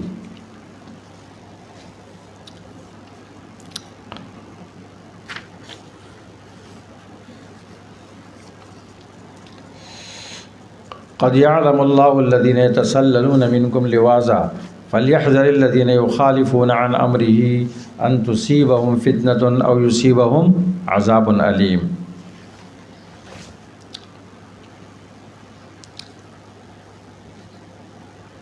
سورۃ النور ہے نا، نور الہی کی مخالفت کرنا جو وحی اور قرآن و سنت ہے، اس سے انسان کو مصیبتوں سزاؤں کا سامنا کرنا پڑتا ہے دنیا و آخرت میں۔ فَلْيَحْذَرِ الَّذِينَ يُخَالِفُونَ عَنْ أَمْرِهِ أَن تُصِيبَهُمْ فِتْنَةٌ أَوْ يُصِيبَهُمْ عَذَابٌ۔ امر سے مراد کیا ہے؟ وحی، قرآن و سنت۔ سورت کا بنیادی مقصد الستر والعفاف، پردہ، پاک دامنی۔ کوئی حرامی بچہ وجود میں نہ آئے، اس کی سارے راستے بند کر دیے، قوانین بیان کیے۔ شریعت کیا کرتا ہے؟ جب ایک چیز کو حرام کرتا ہے تو اس کی طرف جانے والے تمام راستوں کو بند کرتا ہے۔ پہلا حکم جاری کیا، دیکھو عجیب صورت ہے، اس کی شروع میں اللہ نے کیا فرمایا؟ سورۃ انزلناہا۔ ہر صورت اللہ نے نازل کی ہے نا، لیکن اس کے بارے میں کہا سورۃ، یعنی ہذہ سورۃ، یہ عظیم صورت ہے۔ مبتدا محذوف، تنوین تعظیم کے لیے، ہذہ سورۃ عظیمۃ، عظیم صورت ہے، ہم نے نازل کیا، وفرضناہا، ہم نے اس کے احکامات فرض کیے۔ اندازہ لگاؤ، وانزلنا فیہا آیات بینات لعلکم تذکرون۔ پردہ و پاک دامنی، کوئی حرامی بچہ وجود میں نہ آئے۔ پہلا حکم جاری کیا، زانی اور زنا کار کو کوڑے لگاؤ، ان پر رحم مت کرو، اللہ کے حکم چلانے میں ان پر رحم مت کرو۔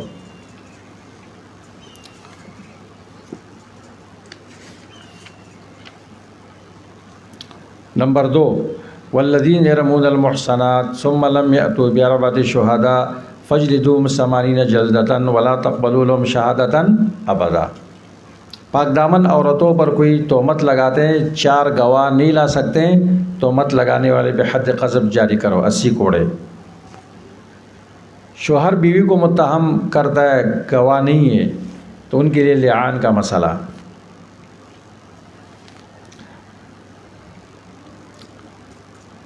پھر عائشہ رضی اللہ عنہ کی برات، اور پھر زنا کی طرف جانے والے تمام راستے بند کیے گئے۔ پہلا قاعدہ، یا ایھا الذین آمنوا لا تدخلوا بیوتا غیر بیوتکم حتی تستأنسوا وتسلموا علی، اجازت کے بغیر مت جاؤ کسی کے گھر میں۔ نمبر 2، قل للمؤمنین یغضوا من ابصارہم۔ نمبر 3، قل للمؤمنات یغضضن من ابصارہن ویحفظن فروجہن۔ نمبر 4، ولا یبدین زینتہن الا لبعولتہن۔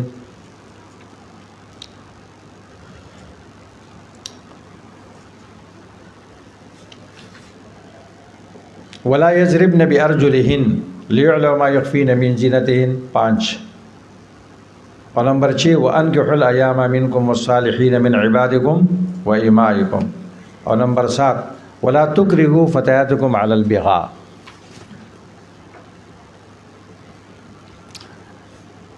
سورت کا نام نور ہے نا، اس میں اسبابی نور،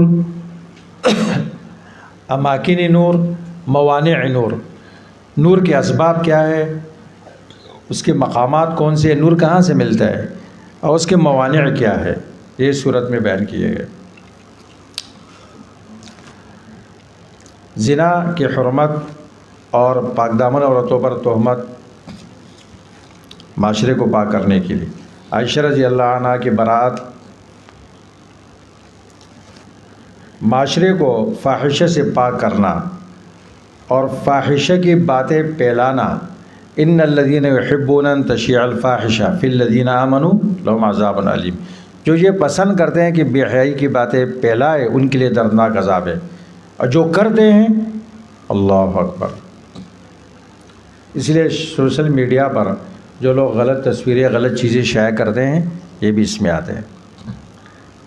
جو پسند کرتے ہیں کہ اچھا کیا اس کے لیے بڑا عذاب، اور جو کرتے ہیں اس کا عذاب پھر کتنا بڑا ہوگا۔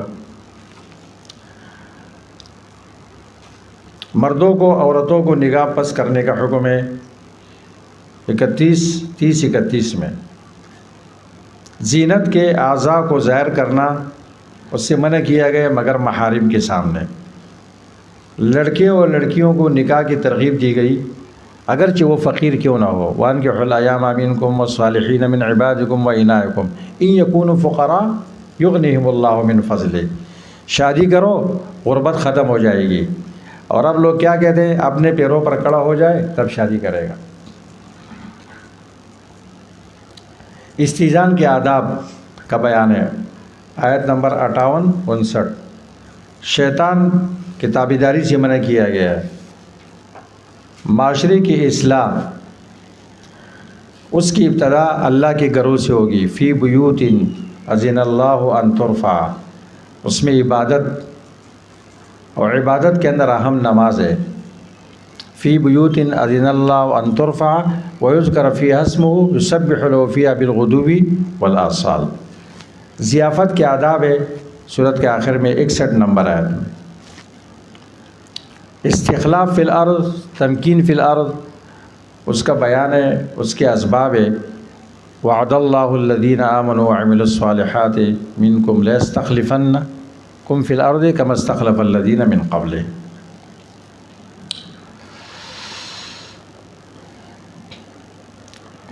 اللہ نور السماوات والارض، اس آیت کو اللہ نے کب ذکر کیا؟ پہلے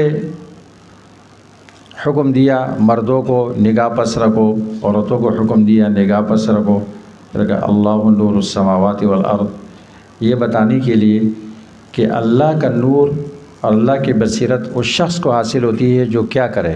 حرام کی طرف نہ دیکھے۔ پھر اللہ تعالیٰ نے معاشرے کو بدگمانی سے اور تہمتوں سے پاک کرنے کے لیے اللہ تعالیٰ نے 4 واجبات فرض کیے معاشرے والوں پر۔ 4 کام کریں گے۔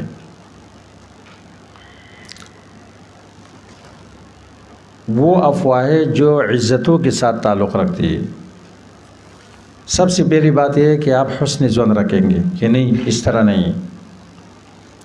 نمبر 2، خاص طور پر وضاحت سے آپ کہیں گے ھذا افک مبین، یہ صریح جھوٹ ہے جو آپ بیان کر رہے ہیں۔ نمبر 3، اس کو بولو دلیل کا مطالبہ۔ اور نمبر 4، اس میں بات کرنے میں جلدی نہ کرنا۔ دیکھو یہ یہاں ذکر کیا ہے۔ ان الذین جاؤوا بالافک عصبۃ منکم لا تحسبوه شرا لکم بل هو خیر لکم لکل لولا اذ سمعتموه ظن المؤمنون والمؤمنات بانفسهم خیرا، حسن ظن۔ نمبر 2، قالوا ھذا افک مبین، آپ کہیں گے صریح جھوٹ ہے۔ نمبر 3، دلیل کا مطالبہ، لولا جاؤوا علیہ باربعۃ شہداء۔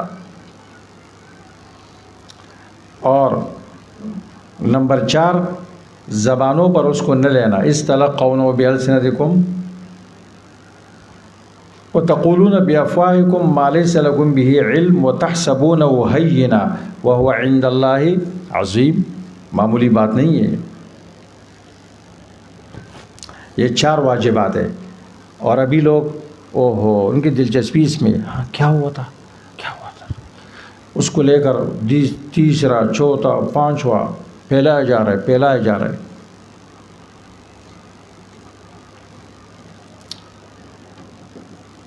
صورت میں اس بات کا بیان ہے کہ حفظ الفروج بحفظ الجوارح، شرمگاہ تب محفوظ ہوتی ہے جب آنکھیں محفوظ ہو۔ اس لیے صورت میں 9 قسم کے جوارح کا بیان ہے، ذکر ہے۔ بصر، سمع، لسان، ایدی، رجل، رأس، نحر، صدر، قلب۔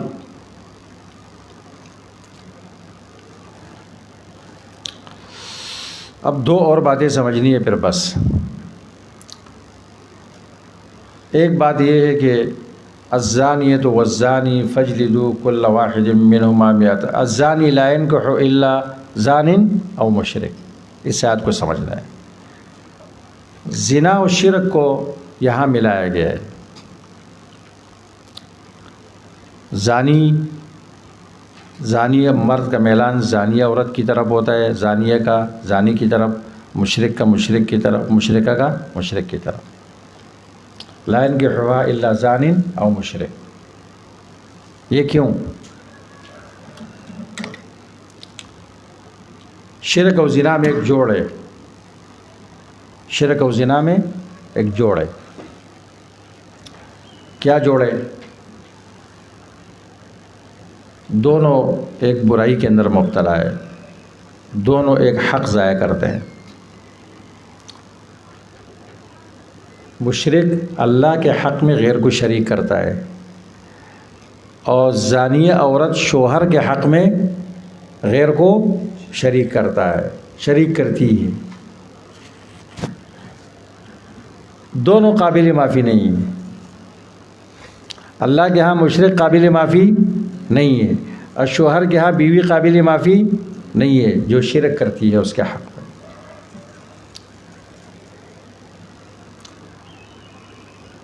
اللہ تعالیٰ شرک کو معاف نہیں کرتے۔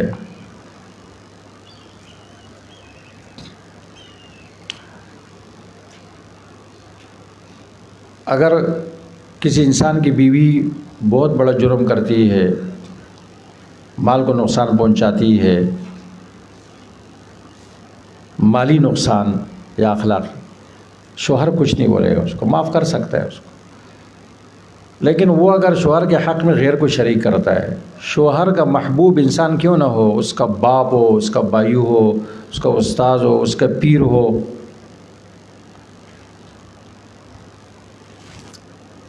اگر بیوی کہے کیا ہوا، یہ تو آپ کا دوست ہے، آپ کا استاد ہے یا آپ کا پیر ہے، تو شوہر کہے گا کہ آپ اس کی دعوت کر دی، اس کو جوڑا دے دی، تحفہ دے دی، لیکن میرے حق میں کیوں شریک کیے اس کو؟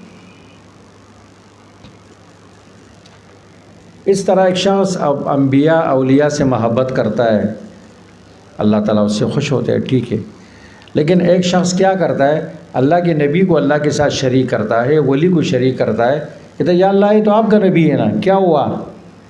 تو اللہ فرمائیں گے کہ آپ اس سے محبت کرو، اس کی تابعداری کرو، لیکن یہ ایک حق تو ایسا ہے میرا کہ اس میں کسی کی گنجائش نہیں ہے۔ تو شرک اللہ کے غیرت کے خلاف ہے، اور زنا شوہر کے غیرت کے خلاف ہے، اس لیے دونوں قابل معافی نہیں۔ یہ بات سمجھ میں آ گئی؟ تفسیر کبیر میں لکھا ہوا ہے، یہ ساری باتیں تفسیروں میں لکھی ہوئی ہیں، آپ دیکھیں گے نا انشاءاللہ۔ اچھا، اللہ اکبر۔ ابھی طلباء کا کتابوں کے ساتھ دشمنی ہے، کسی کتاب کو نہیں اٹھاتے ہیں، کتاب ان کے ہاتھ میں نظر نہیں آتے۔ حد سرقہ میں مرد کو مقدم کیا، والسارق والسارقۃ فاقطعوا ایدیہما۔ حد زنا میں عورت کو مقدم کیا، الزانیۃ والزانی۔ نقطہ معلوم ہے کیا؟ چلو بتاؤ۔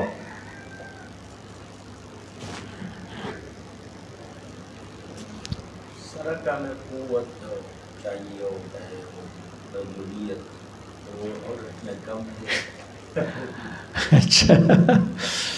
اچھا، بعض لوگ کہتے ہیں کہ مرد چوری زیادہ کرتا ہے اور عورت زنا زیادہ کرتی ہے، تو غلط ہے، چوری تو مرد کرتا ہے۔ اچھا، اس میں طنز ہے، مرد پر طنز ہے کہ کمائی پر قادر ہوتے ہوئے چوری کرتا ہے، شرم کرو۔ ادھر عورت پہ طنز ہے، کتنے پردوں میں رہتی ہوئی تجھ سے زنا کا صدور ہو رہا ہے، شرم کرو۔ تو سورۃ نور کا مقصد معاشرے کو نورانی بنانا ہے۔ معاشرہ کیسے نورانی بنے گا؟ سورۃ نور پر عمل کرنے سے۔ اس لیے حدیث میں آتے ہیں عورتوں کو سورۃ النور سکھاؤ۔ سورۃ النور کے ہوتے ہوئے مسلمانوں کے ملک میں ویلنٹائن ڈے اس جیسے دوسری چیزیں کبھی کامیاب نہیں ہو سکتی۔ ہاں صورت نور کا درس دیا کرو، عورتوں کو چاہیے کہ صورت نور کا مطالعہ کرے.